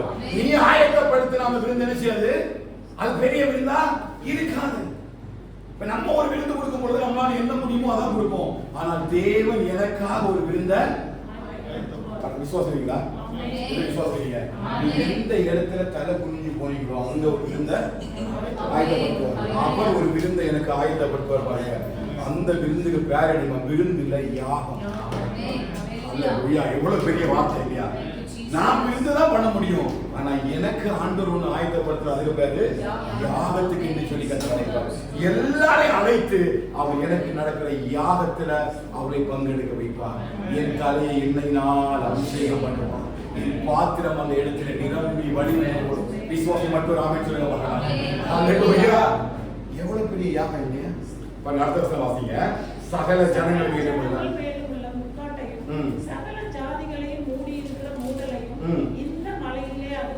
இந்த மலையை வச்சு அகற்றுவார். அவர் மரணத்தை ஜெயமாக விழுங்குவார். கர்த்தராகிய தேவன் எல்லா முகங்களிலும் இருந்து கண்ணீரை துடைத்து தமது ஜனத்தின் நிந்தையை பூமியில் இராதபடிக்கு முற்றிலும் நீக்கிவிடுவார். தமது ஜனத்தின் நிந்தையை பூமியில் இராதபடிக்கு முற்றிலும். ஏன்னா அவர் யாகம் நடத்துறாருங்க. அவர் நடத்த போற அந்த யாகத்தை பார்க்கும் பொழுது மேல வச்சிருக்க அத்தனை நிந்தையும் யாரெல்லாம் உன்னை பார்த்து ஏளனமா யாரெல்லாம் பேசுறாங்களோ, உன்னை பார்த்து யாரெல்லாம் யாரெல்லாம் நினைக்கிறாங்களோ இது முடிஞ்சது, இந்த இடத்துக்கு ஒரு முடிவு வந்துட்டு இது இவளுக்கு உரியதல்ல என்று நினைக்கும் பொழுது கர்த்தர் மறுபடியும் அந்த மலைக்காக இருக்கிறார். அவர் என்ன சொல்றாருன்னா, நிச்சயமா அவருடைய நிந்தைய அவர் என்ன செய்வார், அகற்றி விடுவார். பாருங்க, அக்காலத்திலே இதோ இவரே நம்முடைய தேவன், இவருக்காக காத்திருந்தோம், இவர் நம்மை ரட்சிப்பார், இவரே கர்த்தர், இவருக்காக காத்திருந்தோம், இவருடைய ரட்சிப்பினால் களி கொண்டு மகிழ்வோம் என்று சொல்லப்படும். ஆண்டவர் அதை சொல்ல வைக்கிறார். அப்ப இதுதான் அந்த திராட்சை தோட்டத்துக்கு மீதி இருக்கிறவங்க மேல பாடம். இப்ப 26வது வசனம், ஆதியாகமம் முதல் வசனம் வாசிங்க. அக்காலத்திலே, எக்காலத்திலே, எப்போ இந்த எருசலேம் மலையில கர்த்தர் ஒரு யாகத்தை நடத்தி அந்த எருசலேமில் கர்த்தர் மறுபடியும் தன்னுடைய திராட்சை தோட்டமாகிய ஆலயத்தை நிறுவி அவருடைய ஜனங்களுடைய நிந்தையெல்லாம் நீக்கி போடுகிற அந்த காலத்திலே இப்ப யூதாவில் ஒரு பாட்டு பாடப்படும். என்ன பாட்டு? பெலனான நகரம் நமக்கு உண்டு. பெலனான நகரம் நமக்கு உண்டு. ரட்சிப்பையே அதற்கு மதிலும் அரணுமாக ஏற்படுத்தி. இப்ப மதிலும் இல்ல, அதுக்கு என்ன இல்ல? இப்ப மதிலும் இல்லாம அரணும் இல்லாம அது ஆல்ரெடி உடைக்கப்பட்டு. உடைச்சது யாரு? அடைப்புகளை தகர்த்தது யாரு? கர்த்தரே உடைச்சாரு. இப்ப நியாயத்துக்கு வச்சு எல்லாத்தையும் நியாயம் இருக்கிற நேரம் கொஞ்சம் பேர் அங்க பற்றி இருக்கிறாங்க. சில மீன் இருக்கிறவங்க பாக்குறாங்க, சில பாகாலும் முழங்கால் படிட சில பேர் பாக்குறாங்க. அப்ப ஆண்டவர் சொல்றாரு, நான் இவங்களுக்காக இறங்கி எளியவருக்கு பலினும் திடனும் என்று சொல்லி நான் ஒரு யாகத்தை நடத்தி இந்த ஜனங்களுடைய முந்தையெல்லாம் மூடி மறுபடியும் எருசலேமில் நான் இன்னொரு திராட்சை தோட்டத்தை நாட்டுவேன். அப்படி நாட்டுகிற நேரம் அந்த அடைப்புகள் எல்லாம் மாற்றி இப்ப என்ன சொல்றாங்கன்னா, ஆசாப் இப்ப பாட முடியும், அந்த நகரத்துக்கு பெலனான ஒரு நகரம் என்ற ஒரு நகரத்துக்கு பேர் வைக்கிறார்கள். பாருங்க, ரட்சிப்பை அதற்கு மதிலும் அரணுமாக ஏற்படுத்துவார். அடுத்த வசனம், சத்தியத்தை கைக்கொண்டு வருகிற நீதியுள்ள ஜாதி உள்ளே பிரவேசிப்பதற்காக. எப்படி கருத்தி வாசிங்க? சத்தியத்தை யாருதான் இந்த பெலனான நகரத்துக்குள்ள வர முடியும்னா, சத்தியத்தை. அவன் இவ்வளவு நாள் இவங்க அடைப்புகளை நீக்கி போடுறது காரணம் என்ன? சத்தியம் இல்லாதனால. யார் சத்தியம்? வேதவசனமே சத்தியம். இந்த வேதவசனம் யாரு? ஆண்டவராகிய இயேசு கிறிஸ்து. இயேசு கிறிஸ்து எப்படி இருந்தாரு? வார்த்தையால இருந்தார். அந்த வார்த்தையை விட்டு விலகிற ஒருவரும் அங்க உள்ள வர முடியும். வார்த்தைக்கு கீழ்ப்படியாதவே, வார்த்தையை வாசிக்காதவே, வேதவசனம் வாசிக்காதவே, வேதவசனம் தியானிக்காதவே, சும்மா கடமைக்கு ஆராதனைக்கு ஆண்டவர் கூட ஒருத்தனும் கனி கொடுக்கவே முடியாது. அவர் வருகிறார். இப்ப நான் சொல்ல முடியும், மரமானது கோடாரியானது மரத்தின் வேலையே வைக்கப்பட்டிருக்கிறது. இப்ப கனி கூடாது இருக்கிற மரம் எல்லாம் யார்? கனி கூடாத மரம் வார்த்தைக்குள்ள யாரெல்லாம் இல்லையோ, சத்திய வசனத்துக்குள்ள யாரெல்லாம் இல்லையோ, யாரெல்லாம் வேதமே வாசிக்கிறது இல்லையோ, யாரெல்லாம் வேதத்தை தியானிக்கிறது இல்லையோ, யாரெல்லாம் வேத வசனத்தை விட்டு விலகி ஓடுறாங்களோ, இவங்க ஒருத்தனும் என்ன செய்ய முடியாது? கனி கொடுக்க முடியாது. அல்லேலூயா. கடைசியில மீந்திருக்கிறவன் என்று சொல்லி அழைக்கப்படுவது யார் என்று சொல்லி கேட்டீங்கன்னா, சத்திய வசனத்தை கை கொண்டு வருகிற நீதி உள்ள ஜாதி. அவங்க நீதி உள்ள ஜாதி யாரு? சத்திய வசனத்தை கை கொள்கிறவர்கள். அல்லேலூயா. கடைசியில் நீதி உள்ள ஜாதியை தேடி தான் கர்த்தர் போறாரு.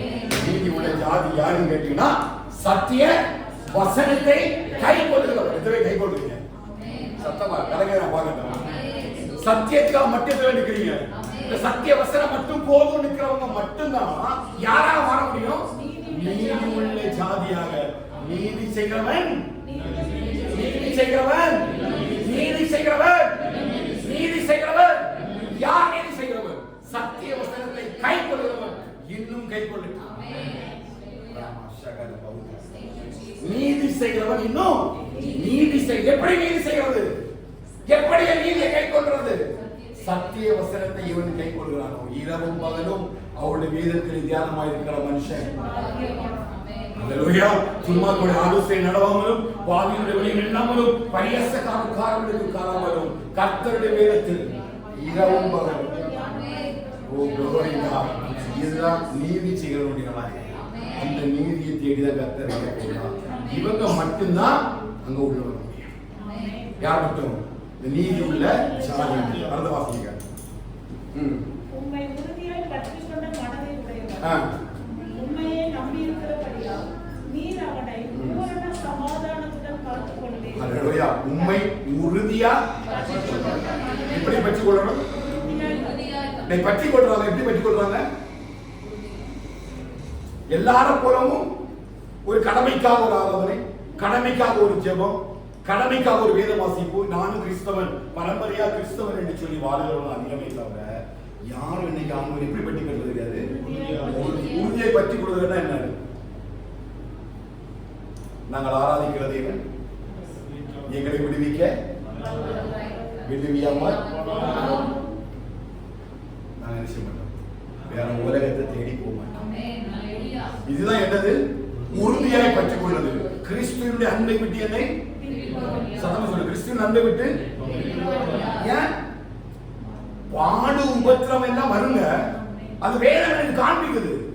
வேதம் எனக்கு சொல்லுது, நீ கண்டிப்பா உலகத்தில் உனக்கு உபத்திரம் உண்டு, பசி உண்டு, பட்டினி உண்டு, குளிர் உண்டு, நடுக்கம் உண்டு, வியாதி உண்டு, எல்லாம் உண்டுங்க.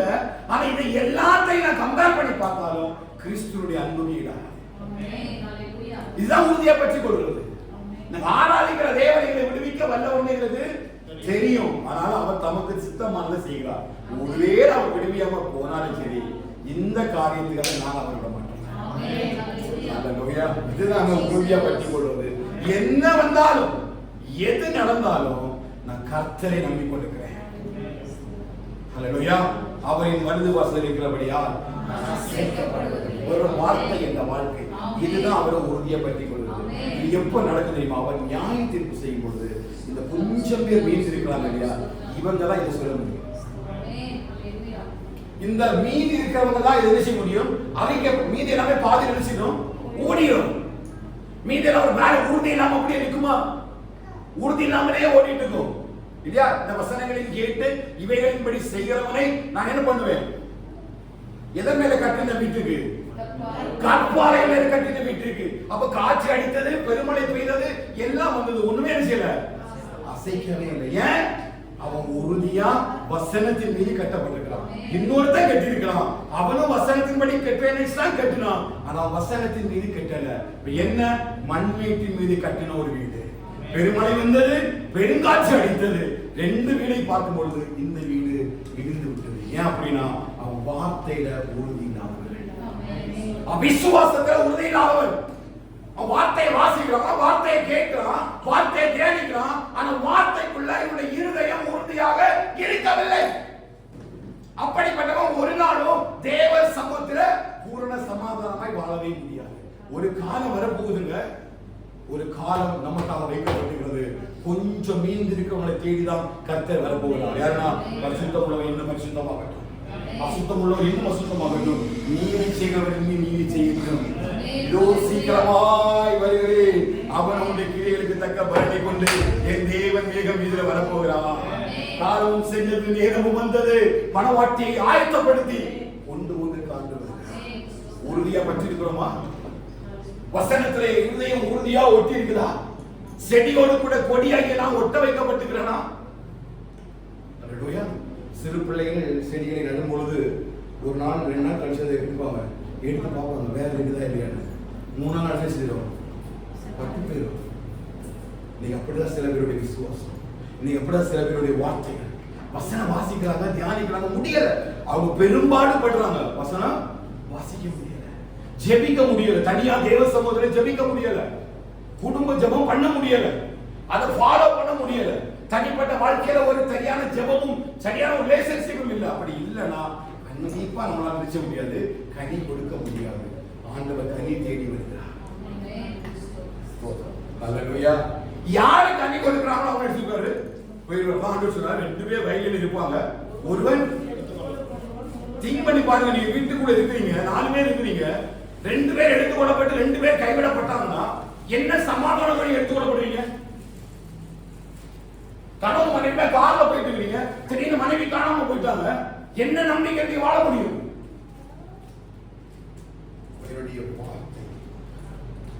கொடி குடும்பமா இணைக்கப்படும். கர்த்தருக்கு பயந்து அவர் வழிகளில் நடக்கிறவனோ அவன் பாக்கியவான். அவன் மனைவி வீட்டோரங்களில், அவன் பிள்ளைகள் பந்தி இருக்கிறாங்களா? பந்தினா நம்ம சாப்பிடுற பந்திலங்க, தேவ சமூகத்துல பந்தில இருக்குதா? ஒரு காலம் வருது, இந்த காலத்துக்கு இதை தேடிதான் கர்த்தர் வர போகிறோம். இப்பதான் நம்ம மெசேஜுக்குள்ளே வரோம். இப்ப 27வது அதிகாரம் 1வது வசனத்தை வாசித்து பார்க்கலாம். அக்காலத்திலே நீண்ட பாம்பை திவ்யாதான் என்னும் கோணலான சர்ப்பத்தையே கடினும் பெரியதும் பலத்துமான நமது பட்டயத்தால் கண்டிப்பார். சமுத்திரத்தில் இருக்கிற வலு சர்ப்பத்தை கொண்டு போடுவார். இப்போ கடைசியில ஒரு நியாய தீர்ப்புல கொண்டு வராரு. கொண்டு வரும்போது நமக்கு எல்லாருக்கும் தெரியும், கடைசியில இந்த பழைய பாம்பாகிய சர்ப்பம் தான் உடைக்கப்படும். அதற்கு வெளிப்படுத்தல தெளிவா கொடுக்கப்பட்டது. அதே போலதான் இங்கே இந்த எருசலேமுக்குள்ள ஒரு பெரிய வெளிச்சத்தை ஆண்டு கொண்டு வரும்போது இங்கே லிபியாதான், நமக்கு எல்லாரும் யோபு படிச்சிட்டீங்கன்னா தெரியும், ரொம்ப மிகப்பெரிய கடல் விலங்குல ஒண்ணுதான் லிபியாதான். அதை கட்டவும் முடியாது, முக்கணாங்கெல்லாம் போட முடியாதுன்னு சொல்லி யோபுல சொல்லப்பட்டது. இந்த லிபியாதானை ஆண்டவர் பட்டயத்தால் கருக்காக்கி போடுவார். இந்த லிபியாதான் யாருன்னு கேட்டீங்கன்னா எசேக்கியேல் 29வது அதிகாரம் 3வது வசனத்தில் கொடுக்கப்பட்டதுதான் இந்த லிபியாதான். 29:3. கர்த்தராகிய ஆண்டவர் சொல்கிறார், கர்த்தரை ஆண்டவர் சொல்கிறார், எகிப்தின் ராஜாவாகிய பார்வோனே, நீ உன் நதிகளின் நடுவிலே படுத்துக்கொண்டு, நீ உன் நதிகளின் நடுவில் சமுத்திரத்துல படுத்திருக்கிறவன் யாரு? இந்த எகிப்து ராஜாவாகிய பார்வோன். பழைய பகைய ஆண்டவர் தீர்க்கிறார். ஏன் அப்படின்னா இப்ப எருசலேம் மறுபடியும் உருவாக்கப்படணும் அப்படின்னா இப்ப எங்க ஒரு பகை இருக்குது? பார்வோன்ட்டு ஒரு பகை இருக்குது. ஏன்? இந்த செடி எங்கதான் கொண்டு வந்தாரு? எகிப்துல தான் கொண்டு வந்தாரு. இப்ப இந்த பார்வோன் இந்த தண்ணிக்குள்ள இருந்து ஒரு வலு சர்ப்பத்தை போல, ஒரு முதலையை போல இந்த தேசத்தை நாசமாக்கும்படி, தேசத்துள்ள ஆசீர்வாதங்களை உடைக்கும்படி, இந்த ஜனங்களை வழிவிலக செய்யும்படி சில காரியங்களை செய்ததுனால இந்த 27:1 ஆண்டவர் சொல்றாரு, அப்படிப்பட்ட லிபியாதானை கர்த்தர் தம்முடைய பட்டயத்தால் உடைத்து போடுவார். அப்படி உடைத்து போடும்போதுதான் அங்க பாருங்க, அந்த 2வது வசனம் சொல்லுது, வாசித்த அந்த வசனம், அக்காலத்திலே. புரியுதா? இப்ப இந்த காலம் புரியுதா? இதான் நம்ம ஃபாலோ பண்ணிடுவோம். எகிப்தில இருந்து ஒரு கொடியை கொண்டு வந்து நாட்டி நல்ல பழங்களை தருனாரு, கசப்பான பழங்களை தந்தாச்சு, அவங்க பின்வாங்கி போனாங்க, எல்லாம் முடிஞ்சு நியாய தீர்ப்பெல்லாம் கொண்டு வந்து கொஞ்சம் ஜனங்கள் மீந்திருக்கிறாங்க. இந்த ஜனங்களுக்கு இருக்கிற தடைகளை ஆண்டவர் உடைத்து போடுகிறார். அப்படி உடைத்து போடும்போதுதான் ஒரு அழகான ஒரு திராட்சை தோட்டத்தை குறித்து பாடுறாரு. இப்ப அவங்களுடைய அடைப்புகள் எல்லாம் மூடப்பட்டது. இந்த நகரத்துக்கு பேரு பெலனான நகரம். இந்த ரெட்சிப்பு தான் அரணம் மதிலுமா இருக்குது. இப்ப உள்ள யாரும் வர முடியாது. யாரும் வர முடியும்? சத்திய வசனத்தை கொண்டு பேசுறவங்களா, நீதி உள்ள ஜாதியா உள்ள வர முடியும் சொல்லிட்டு சொன்னாரு. இந்த காலத்துல ஆண்டவருக்குன்னு ஒரு திராட்சை ரசத்தை தரும் ஒரு திராட்சை தோட்டம் இருக்கும். அந்த மீதியானுடைய கூட்டத்தில் தான் கர்த்தர் நம்மை வைத்திருக்கிறார். விசுவாசிக்கிறீங்களா? இந்த மாசம் தான் ஆண்டவருக்கு அந்த வார்த்தை தான்.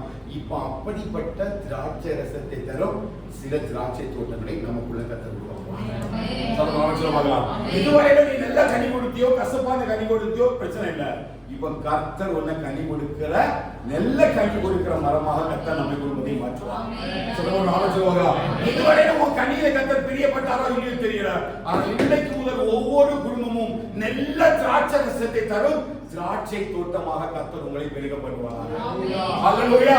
கர்த்தர் உங்க மேல பிரியமா இருந்து உங்க கனிகளை தேடி வரும்பொழுது அந்த கனிகள்ல நல்ல ருசி உள்ள கனிகளை ருசிக்கும்படியான கிருபையை உங்க குடும்பத்துக்கு தருவாங்க. அப்படி இந்த நல்ல திராட்சை ரசத்தை தரும் இந்த திராட்சை தோட்டத்தை பாட தொடங்கினாரு. அப்பெல்லாம் சொல்றாரு, இந்த திராட்சை தோட்டத்தை நான் என்ன செய்வேன்? காப்பாற்றுவேன். ஏன் காப்பாற்றுவேன்? எதற்கு காப்பாற்றணும்? இப்ப நல்ல திராட்சை ரசம் இருந்தா எல்லாரும் ஓடிடுவாங்க. ஒரு திராட்சை தோட்டத்துல நல்ல கனி இருக்குது, நல்ல ரசம் இருக்குதுன்னா அதை ஓனர் மட்டும் தோட்டக்காரர் மட்டுமா பயன்படும் இல்ல. எப்படி ஆகிடும்? யார் வருவா? உலக ஜனங்கள் எப்படி ஆயினும் இந்த திராட்சை ரசத்தை எடுப்பதற்கு வருவாங்க. அப்படி வரும்பொழுது இவங்களுக்கு என்ன தேவைப்படுது? ஒரு பாதுகாப்பு தேவைப்படுது. நம்ம ஆண்டவருக்காக வாழ ஆரம்பிக்கும் பொழுது, நம்ம விசுவாசத்துல பெருகும் பொழுது, வார்த்தையில உறுதியா நிற்கும் பொழுது, சத்தியத்துல உறுதியா நடக்கும் பொழுது நிச்சயமா உலகத்தில் நமக்கு ஒரு நெருக்கம் வரும். நம்ம ஜெபிக்கணும், நம்ம தீர்மானம் பண்ணும் பொழுது, நம்ம பரிசுத்தமா வாழ ஆரம்பிக்கும் பொழுது ஏதோ நமக்கு தெரியாத சின்ன பிரச்சனை குடும்பத்துக்குள்ள வருது. அப்ப இதுக்கு என்ன தேவை? பாதுகாப்பு தேவை.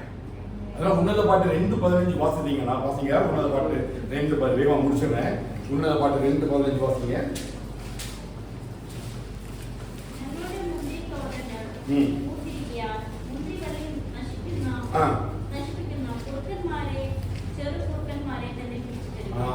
புரியுதா? குறுக்கன் மாதிரி யாருன்னு தெரியுதா?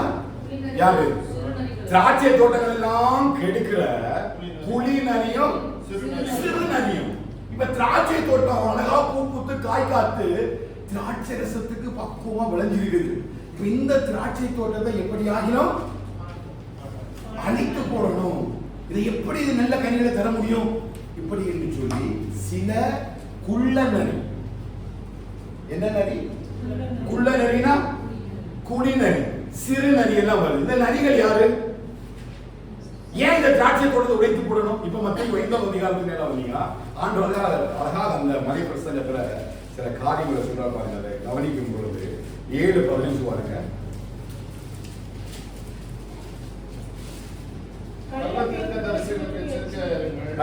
அவர்கள் ஆட்டுத்தோலை கோர்த்து கொண்டு உங்களிடத்தில் வருவார்கள், உள்ளத்திலோ அவர்கள் பட்சிக்கிறவனாய். இந்த குள்ள நரி குடிநரியும் சிறுநரி யாரு?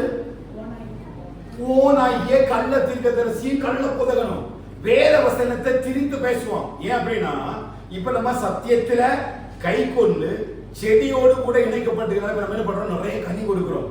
இப்ப கனி கொடுக்கிற நேரம் இந்த கனியை கெடுப்பதற்காக ஒருத்தன் வருவான். யாரு? கள்ள தீர்க்கதரிசி, கள்ளம். இவன் என்ன பண்றான்? இவனுக்கு என்ன பிரச்சனை அப்படின்னா எப்படியா இந்த கனியை எடுத்துடணும். அதுக்கு என்னெல்லாம் பண்ணணும்னா ஆசீர்வாதத்தை பற்றி பேசுவோம். ரொம்ப பெருசா ஆசீர்வாதம் பேசுவோம். ஆனா பேசுகிற வாழ்க்கையில் ஒரு ஆசீர்வாதமும் இருக்காது. அதான் ஆண்டவர் சொல்றாரு, அவர்களுடைய கனிகளினாலே அவர்களை அறிவீர்கள். அவன் அதே மாதிரி கனி கொடுத்தானா கண்டிப்பா ஒன்னு என்ன பண்ணுவான்? என்கரேஜ் தான் பண்ணுவான். அப்படிதானே பண்ணணும். நியாயத்தின்படி என்ன பண்ணணும்? கனிகளை பார்க்கிறான். நம்மளும் ஆண்டவர் கனி கொடுக்கிறோம், அவனும் ஆண்டவர் தான் கனி கொடுக்கிறான். அப்போ ஒரே ஆவி உடையவளாகிய நம்மள அவன் சத்தியத்தை கொண்டுதானே பேசணும். ஆனா அவன் சத்தியத்தை பேச வந்தவனா இல்ல. ஆண்டவர் சொல்றாரு, ஆட்டு தோலை போர்த்து கொண்டு உங்களிடத்தில் வந்த ஓனாய். அப்ப நீ நல்ல கனி தரும் பொழுது உன் கனிய கெடுப்பதற்கு, ஆவிக்குரிய ஜீவத்தை உடைப்பதற்கு, ஆவிக்குரிய வாழ்க்கையை உடைப்பதற்கு இன்றைக்கு குடி நரிகளும் சிறு நரிகளும் ஆட்டுத்தோலை போர்த்து கொண்டு ஓநாய்கள் எல்லாம் பார்த்து கொண்டிருக்கின்றன. அதனாலதான் ஆண்டவர் சொன்னார், நான் உங்களை எங்க அனுப்புறேன்? ஓநாய்களுக்குள்ளே அனுப்புறேன். ஏன் அப்படி சொல்றோம் அப்படின்னா நீங்க எச்சரிக்கையா இருங்கள், ஒருவனும் உங்களை வஞ்சியாதபடி. என்ன வஞ்சிக்கலாம் தெரியுமா? எப்படி ஆகிடும்? உன்னுடைய நல்ல கனிகளை எடுத்து போடணும். ஒரு சத்தியத்தை விட்டு வழிவிலக பண்ணணும். தேவனுடைய வார்த்தைகளை விட்டு வழிவிலக பண்ணணும். அதான் ஆண்டவர் விதையை விதைக்கிறவன் புறப்பட்ட உள்ள விதை விழுந்த இடத்துல இருந்து வேறு இல்லாதனால தூக்கிட்டு போயிடறான். உலக கவலை நெருக்கத்தினால தூக்கிட்டு போறான். நெல்ல நிலத்தில் விழுந்தது அவனால ஒண்ணுமே பண்ண முடியாது. அதனால ஒருவனும் உங்கள் பந்தய பொருளை கெடுத்து விடாதபடிக்கு எச்சரிக்கையாக. அதனால ஆண்டவர் சொன்னாரு, நான் இனி உங்களை பாதுகாப்பேன். இனி குடிநரியும் சிறு நரியும் ஓய்நாய் குட்டைகள் வந்தாலும் உங்களை யாரும் தொட முடியாது. இப்ப பாதுகாப்பு யாரு? யாரு பாதுகாப்பு? தேவன் நமக்கு பாதுகாப்பாக, அவருடைய வசனமே எனக்கு பாதுகாப்பு. அதனாலதான் அழகா அப்போஸ்தலன் பவுல் சொன்னாரு, இந்த உலகத்துல பிசாசின் தந்திரங்களுக்கு எதிர்த்து நிற்க நீங்க திராணி உள்ளவர்களாகும்படிக்கு சர்வாயுத வர்க்கத்தை தரித்துக் கொள்ளுங்கள். அல்லேலூயா. அவன் நல்ல ஒரு பட்டயம், ஒரு சர்வாயுத வர்க்கத்தை கர்த்தர் நமக்காக வச்சிருக்கிறார். அதுதான் அவர் உங்களுக்கு எனக்கு வச்சிருக்கிற காவல். எப்படி காப்பாற்ற பாருங்க. ரெண்டாவது, அடிக்கடி என்ன செய்யறாரா? நீர் பாய்ச்சல். இன்னும் நான் 1 மணி நேரம் இருந்தாலும் விளக்க முடியும். இன்னும் நிறைய இருக்குது. டைம் ஆனாலும் மூச்சு அடைஞ்சில உன் காப்பாற்றணும் நிறைய இருக்கு இல்லையா? காப்பாற்றுவது என்பது வறுமையான காரியம் இல்லை. அதை கண்ணோட்டம் இரவு பகலும் கண்ணோட்டமாக இருந்து பார்க்கணும். ஆண்டவர் சொன்னார், திருடன் திருடவும் கொல்லவும் அழிக்கிறதவரா, நான் உங்களுக்கு ஜீவன் உண்டாகவும் பரிபூரணப்படவும் வந்தேன். அவர் பாதுகாத்துருக்கார். எதுக்கு அப்படின்னா உனக்குள்ள இருக்கிற ஜீவனும் பரிபூரணமும் எடுக்கப்பட்டு விடக்கூடாது. திருடன் கண்டிப்பா திராட்சை ரசத்தை பழத்தை எது வருவான்? திருடன் வருவான். அப்ப அதை பாதுகாத்து யார் வேணும்? ஒரு பாதுகாவலர்களுக்கு வேணும். ஒரு ஆவிக்குரிய டிவைன் ப்ரொடெக்ஷன் நமக்கு வேணும். அந்த ஆவிக்குரிய பாதுகாப்பு இருந்தா மட்டும்தான் ஒண்ணு செய்ய முடியும், பாதுகாப்பு. இப்ப அடுத்து பாத்தீங்கன்னா அடிக்கடி என்ன செய்யறா? நீர் பாய்ச்சல். ஏன் நீர் பாய்ச்சலாம்? அது கனிகளை ப்ரொடியூஸ் பண்ண அது என்ன தேவைப்படுது? எனர்ஜி தேவைப்படுது இல்லையா? இந்த எனர்ஜி எங்க தான் வரும்? தேவனுடைய வார்த்தையில தான் வரும். தாகம் உள்ளவன் மேல் தண்ணீரை ஊற்றி கனிகளை கொடுக்க இது என்ன பண்ணுது? பலவீனம் அடைஞ்சிட்டே இருக்குது. இப்ப ஆண்டவர் என்ன பண்றாரு? தம்முடைய வசனமாகிய வார்த்தையை வச்சு அடிக்கடி நீர் பாய்ச்சுறாரு. அதான் தாவீது சொல்றாரு, நான் நீரோடைகளை வாஞ்சித்து கதறது போல என் ஆத்துமா உண்மையே தாகமா இருக்கிறது. ஏன்? நான் கொஞ்சம் கொஞ்சமா போகக்கூடிய இடத்துல சோர்வு, அசதி, நான் கனிகளை கொடுக்க சோர்வு வருது, பலவீனம் வருது, கஷ்டம் வருது, கவலை வருது. அந்த இடத்துல நான் என்ன செய்யக்கூடாது? சோர்ந்து போயிடக்கூடாது. அப்ப மறுபடியும் அவர் தம்முடைய வார்த்தைகளை அனுப்பி எனக்கு நீர் பாய்ச்சினார். அல்லேலூயா. அந்த வசனம் என்ற வார்த்தையினால தாகம் எனக்கு வர தண்ணீர் ஊற்றிக்கிட்டே இருக்கிறார். அல்லேலூயா. வறண்ட நிலத்தில வந்து ஆத்துமாவின் தாகமாக 3 முழுவதும் சேதப்பட்டது. இந்த நதிக்கு ஒரு வேலை உண்டு தெரியுமா? நதி பழங்களை மட்டும் சாப்பிட்டு போமா? ஓலை வந்து என்ன பண்ணும்? சேதப்படுத்திடும். அது கனியை மட்டும் ருசிக்காது. மனுஷன் வந்தா ஒரு திராட்சை பழத்தை திருடான பழத்தை அப்படி பறிச்சுட்டு போயிடும். அதனால நரிகள் என்ன செய்யும்? மொத்தமா எல்லாம் மாறி பறிச்சு குடிச்சு போட்டு அப்போ சேதம் உன் ஆவிக்குரிய வாழ்க்கை வந்திருக்காது. நீ கனிகளை கொடுக்கும் பொழுது ஒரு திராட்சை தோட்டத்துக்கு, குடும்பமாகிய திராட்சை தோட்டத்துக்குள்ள ஒருவரும் சேதத்தை உள்ள கொண்டு வராதபடிக்கு தேவன் பாதுகாக்கிறார். இந்த பாதுகாப்பை ஜூன் மாசம் நிறைய உணர்வீங்க. திரும்ப பேச சொல்றாங்க. இந்த 3 காரியத்தை என்னன்னா, ஒண்ணு உங்களை ஏன் காப்பாற்றுகிறார், உங்களுக்கு கூட இருக்கிற ஆவிக்குரிய வாழ்க்கையில அந்த டிவைன் ப்ரொடெக்ஷன்.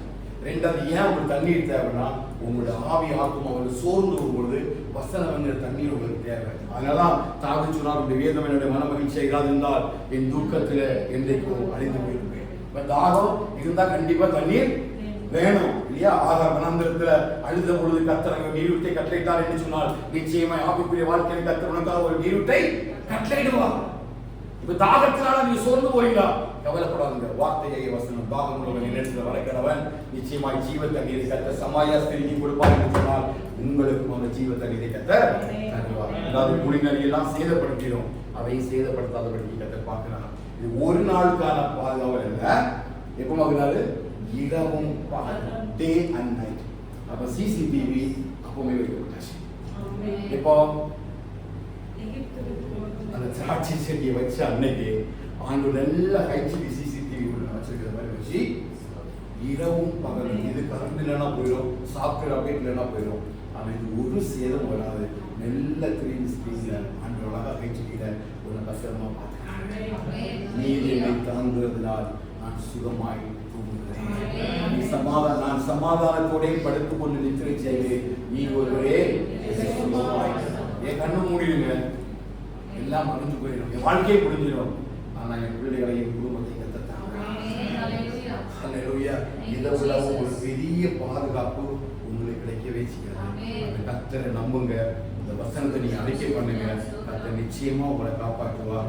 நிச்சயமா கர்த்தர் உங்களுக்கு தேவையான நீரை பாய்ச்சுவார். நிச்சயமா ஒருவரும் சேதப்படுத்தாதபடிக்கு பாதுகாத்து போடுவார். இரவும் பகலும் அவருடைய கண்கள் உங்கள் மேல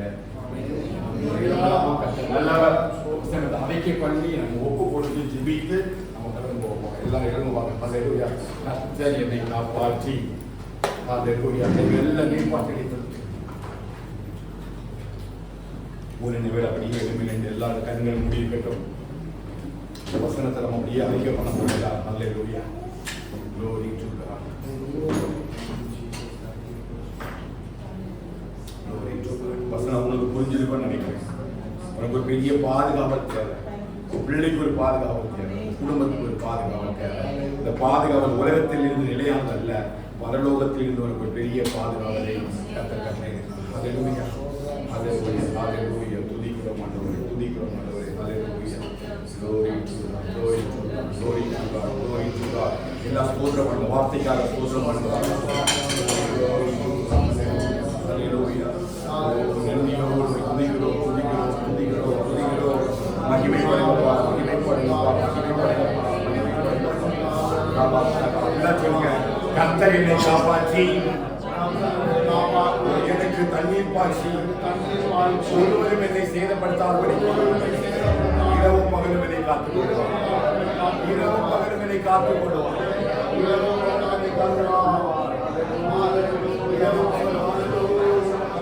எனக்கு ஒத்தாசை வரும் பர்வதம் நீராயே கண்களையே எடுத்தே.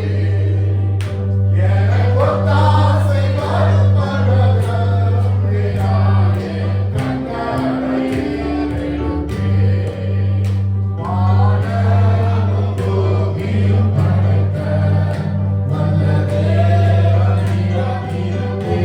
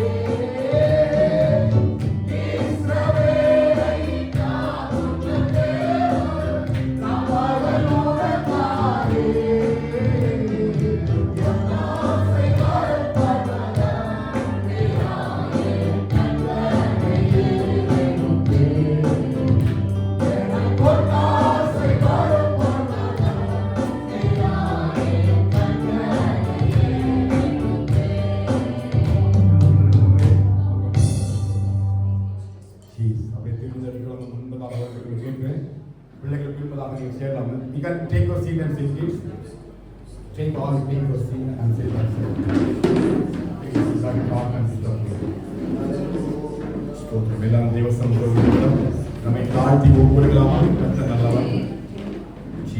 எல்லாமே தேவ சமூகத்தில் நம்ம வந்து நம்மை தாழ்த்தி தேவ சமூகத்தில் ஒப்பு கொடுப்போம். கர்த்தருடைய பதவிகளை சொல்லி நம்மை தகுதிப்படுத்துவாராக.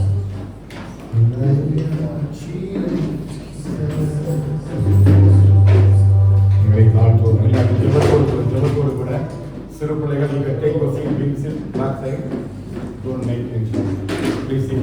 Take your seat.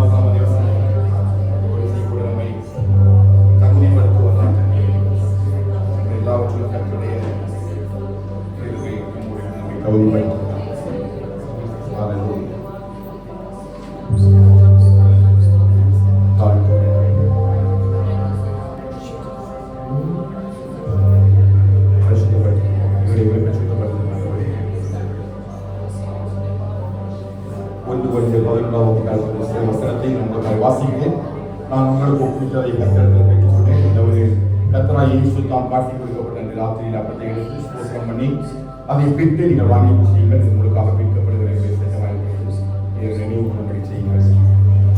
பூஜை பண்ண பின்பு வந்தபடியே பாத்திரத்தை எடுத்து இந்த பாத்திரம் என் ரத்தத்தினாலாகிய புதிய உடன்படிக்கையாக இருக்கிறது. நீங்கள் இதை பானம் பண்ணும் பொழுதெல்லாம் என நினைவு கொள்ளும்படி இதை செய்யுங்கள். ஆகையால் நீங்கள் இந்த அப்பத்தை ருசித்து இந்த பாத்திரத்தில் பானம் பண்ணும் பொழுதெல்லாம் கர்த்தர் வருமளவும் அவருடைய மரணத்தை தெரிவிக்கிறீர்கள். இப்படி இருக்க எவன் அபாத்திரமாய் கர்த்தருடைய அப்பத்தை ருசித்து அவருடைய பாத்திரத்தில் பானம் பண்ணுறானோ அவன் கர்த்தருடைய சகத்தை விசத்தை குறித்து குற்றமுள்ளவராயிருப்பான். எந்த மனுஷன் தன்னை தான் சோதித்தறிந்து இந்த அப்பத்தை ருசித்து இந்த பாத்திரத்தில் பானம் பண்ணுகிறது எண்ணத்தினாலே அபாத்திரமாய் போஜன பானம் பண்ணுகிறவர் கர்த்தருடைய சரீரம் என்பதை தானித்து அறியாததினாலே தனது வாக்கினை தீர்ப்பு வரும்படி போஜன பானம் பண்ணுகிறான். இது நிமித்தம் உங்களில் அநேகர் பலவீனரும் வியாதிகளுமாய் இருக்கிறார்கள், அநேக நித்திரையும் அடைந்திருக்கிறார்கள். நம்மை நாம் நிதானித்து அறிந்தால் நாம் நியாயந்திருக்கப்படுவோம். நாம் நியாயந்திருக்கப்படும் பொழுது உலகத்தோடைய ஆக்கிரைக்குள்ளாக தீர்க்கப்படாதபடிக்கு கர்த்தராலே சிக்ஷிக்கப்படுகிறோம். இந்த வசனங்களை கொண்டு கர்த்தர் நம்மை நியாயம் தீர்ப்பாராக. எவன் அபாத்திரமாய் கர்த்தருடைய அப்பத்தை குறித்தோடைய பாத்திரத்தில் பானம் பண்ணுறானோ அவன் கர்த்தருடைய சரத்தை கர்த்தத்தை குறித்து சுற்றமுள்ளவனாயிருப்பான். ஒரு நிமிடம் கண்களை மூடி வார்த்தையை சொல்லி ஆண்டவரே நான் பாத்திரமாய் அஜாக்கிரதையாய் இந்த வந்தியில் பங்கெடுக்கிறபடிக்கு தேவ கிருபையினால என்னை மறைத்துக் கொள்ள ஆண்டவரே என்று சொல்லி தேவசாஸ்திரம் ஜெபிப்போம். பந்தியில் பங்கெடுப்போம். நிச்சயமாய் கர்த்தர் நமக்கு அப்படிப்பட்ட கிருபையை நமக்கு தந்தருவாராக. ஸ்தோத்திரம் ஆண்டவரே. ஸ்தோத்திரிக்கிறோம் ஆண்டவரே. நன்றியோடு துதிக்கிறோம். ஸ்தோத்திரிக்கிறோம். வேலைக்கால ஸ்தோத்திரம் நாம் காட்டி கொடுக்கப்பட்ட அந்த ராத்திரியில் அப்பத்தை எடுத்து அதை ஸ்தோத்திரம் பண்ணி அதை பிட்டு நீங்கள் வாங்கி செய்யுங்கள். இது உங்களுக்காக மீட்கப்படுகிற சங்கமாக இருக்கிறது என்னை நினைவு கொள்வதை செய்யுங்கள். எல்லாரும் அப்பத்துக்காக ஸ்தோத்திரம் பண்ணலாமா? ஸ்தோத்திரமானவரே, அப்பம் ஆகி இந்த மாம்சம் அடிக்கப்பட்டதற்காக ஸ்தோத்திரம். அதன் மூலமாக எங்களுக்கு கொடுக்கப்பட்ட மெய்யான நீதிக்கும் பரிசுத்தத்திற்கும் ஸ்தோத்திரமானவரே. அப்பா எங்களை புசிக்கும் பொழுது உங்களுடைய மரணத்தை நான் நினைவு கொடுக்கிறோம். துதிக்கிறோம். அப்படி போஜன மனித பின்பு அந்தபடியே அவர் பாத்திரத்தை எடுத்து இந்த பாத்திரம் என் ரத்தத்தின் அழகி புதிய உடனடியாக நீங்கள் இதை பானம் பண்ணும்போதெல்லாம் என்னை நினைவுபடி நம்முடைய குமாரனாகிய கிறிஸ்துவை சிலுவையில கொடுத்து முழு ரத்தத்தையும் என்னுடைய பாவத்திற்காக விலைக்கரையமாக கொடுத்தார். இந்த ரத்தத்திற்காக எல்லாம் ஸ்தோத்திரம் பண்ணுவோமா? ஸ்தோத்திரமானவரே, நம்ம நினைவு கூறுவோம். கடைசி சொட்டு ரத்தம் வேண்டும் என்னுடைய பாவத்திற்காக இயேசு ரத்தம் சகல பாவங்களை நீக்கி நம்மை சுத்திகரிக்கும். ஆண்டவர் இந்த மாம்சத்தையும் இரத்தத்தையும் புசிக்கும் பொழுது இன்னும் ஆவியில ஆத்மாவில சரித்த பலத்தை தருவாராக. பலன் இழந்திருக்கிற பலவீனமாக இருக்கிற நம்முடைய மாம்சம் பலனடையும், பலவீனமாக இருக்கிற ஆவி பலனடையும், பலவீனமாக இருக்கிற ஆத்மா மீட்பிக்கப்படும்.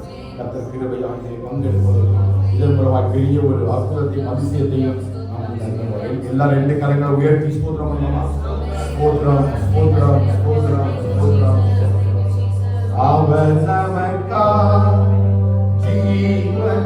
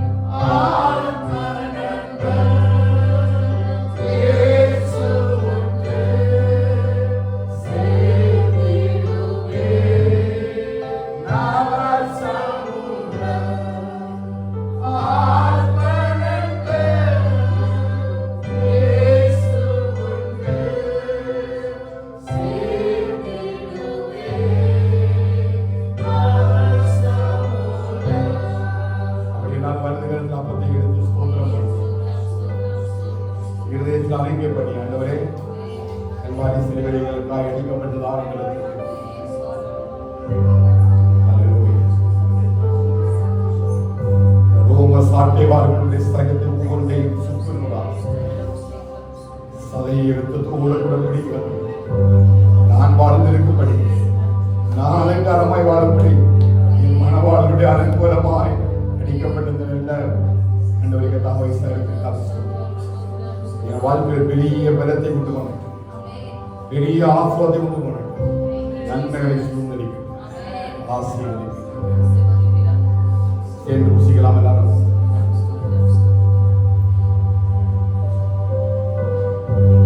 அப்படி வருது காலத்தில் சத்தை எடுத்து இந்த கரங்களுக்கு கொடுக்கப்படுகிறது ஒரு புதிய உடன்படிக்கையாகிறது. நியாயப்பிரமாணம் கொடுக்கக்கூடாத ஒரு மீட்பை, ரட்சிப்பை கல்வாரி சிலுவையில் சிந்தும் இரத்தத்தின் மூலமாய் இந்த உலகத்திற்கு கொண்டு வந்த பெரிய ரட்சிப்பை அவர் நமக்கு தந்து இம்மட்டுமாய் நடத்திருக்கிறார். இரத்தம் சகல பாவங்களை சுத்திகரிப்பது போல இந்த வாழ்க்கையில் அசுத்தமான எண்ணங்களையும் சிந்தனைகளையும் கர்த்தருக்கு பிரியமில்லாத காரியங்களை முற்றிலுமாய் சுத்தரிப்பதாக தேவ கிருபை நடத்துவதாக, கர்த்தருடைய ஆவிக்குறை நடத்துவதாக, தேவ பலனாய் நடத்துவதாக நாங்கள் பரிபூர்ண தேவனுடைய கிருபையோடு நினைவு கூர்ந்து பதினெட்டு செய்கிறார். செய்த பிறகு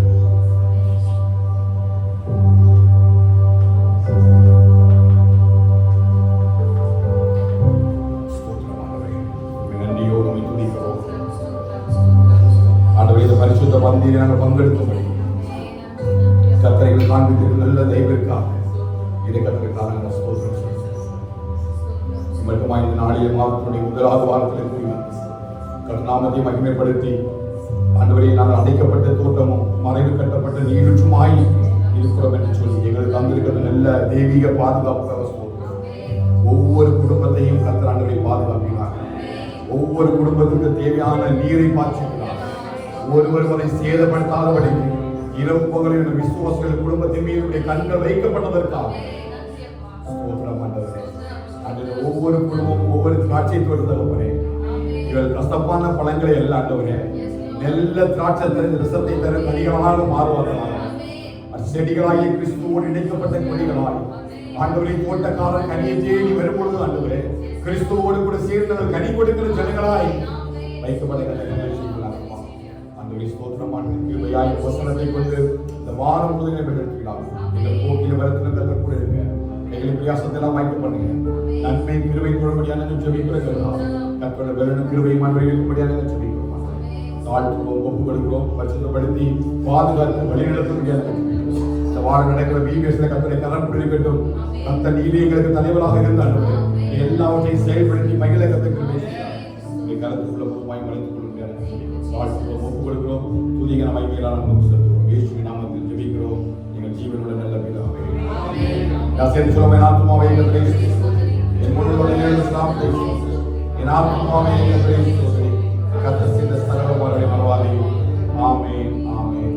ஆசீர்வாதம் நம்முடைய கர்த்தராகிய இயேசு கிறிஸ்துவையும் பிதாவாகிய தேவனுடைய அன்பும் பரிசுத்தாவின் ஐக்கியமும் சிநேகமும் இன்றும் என்று சதாகாலங்களிலும் ஆண்டவராகிய இயேசு கிறிஸ்துவின் சகல பரிசுத்தவான்களோடும் சபையோடும் நாம் அனைவரும் கூட தங்கியிருப்பதாக. ஆமென், ஆமென். சிலுவை சுமந்து இயேசுவின் பின் சிரித்த முகமாய் சென்றிடு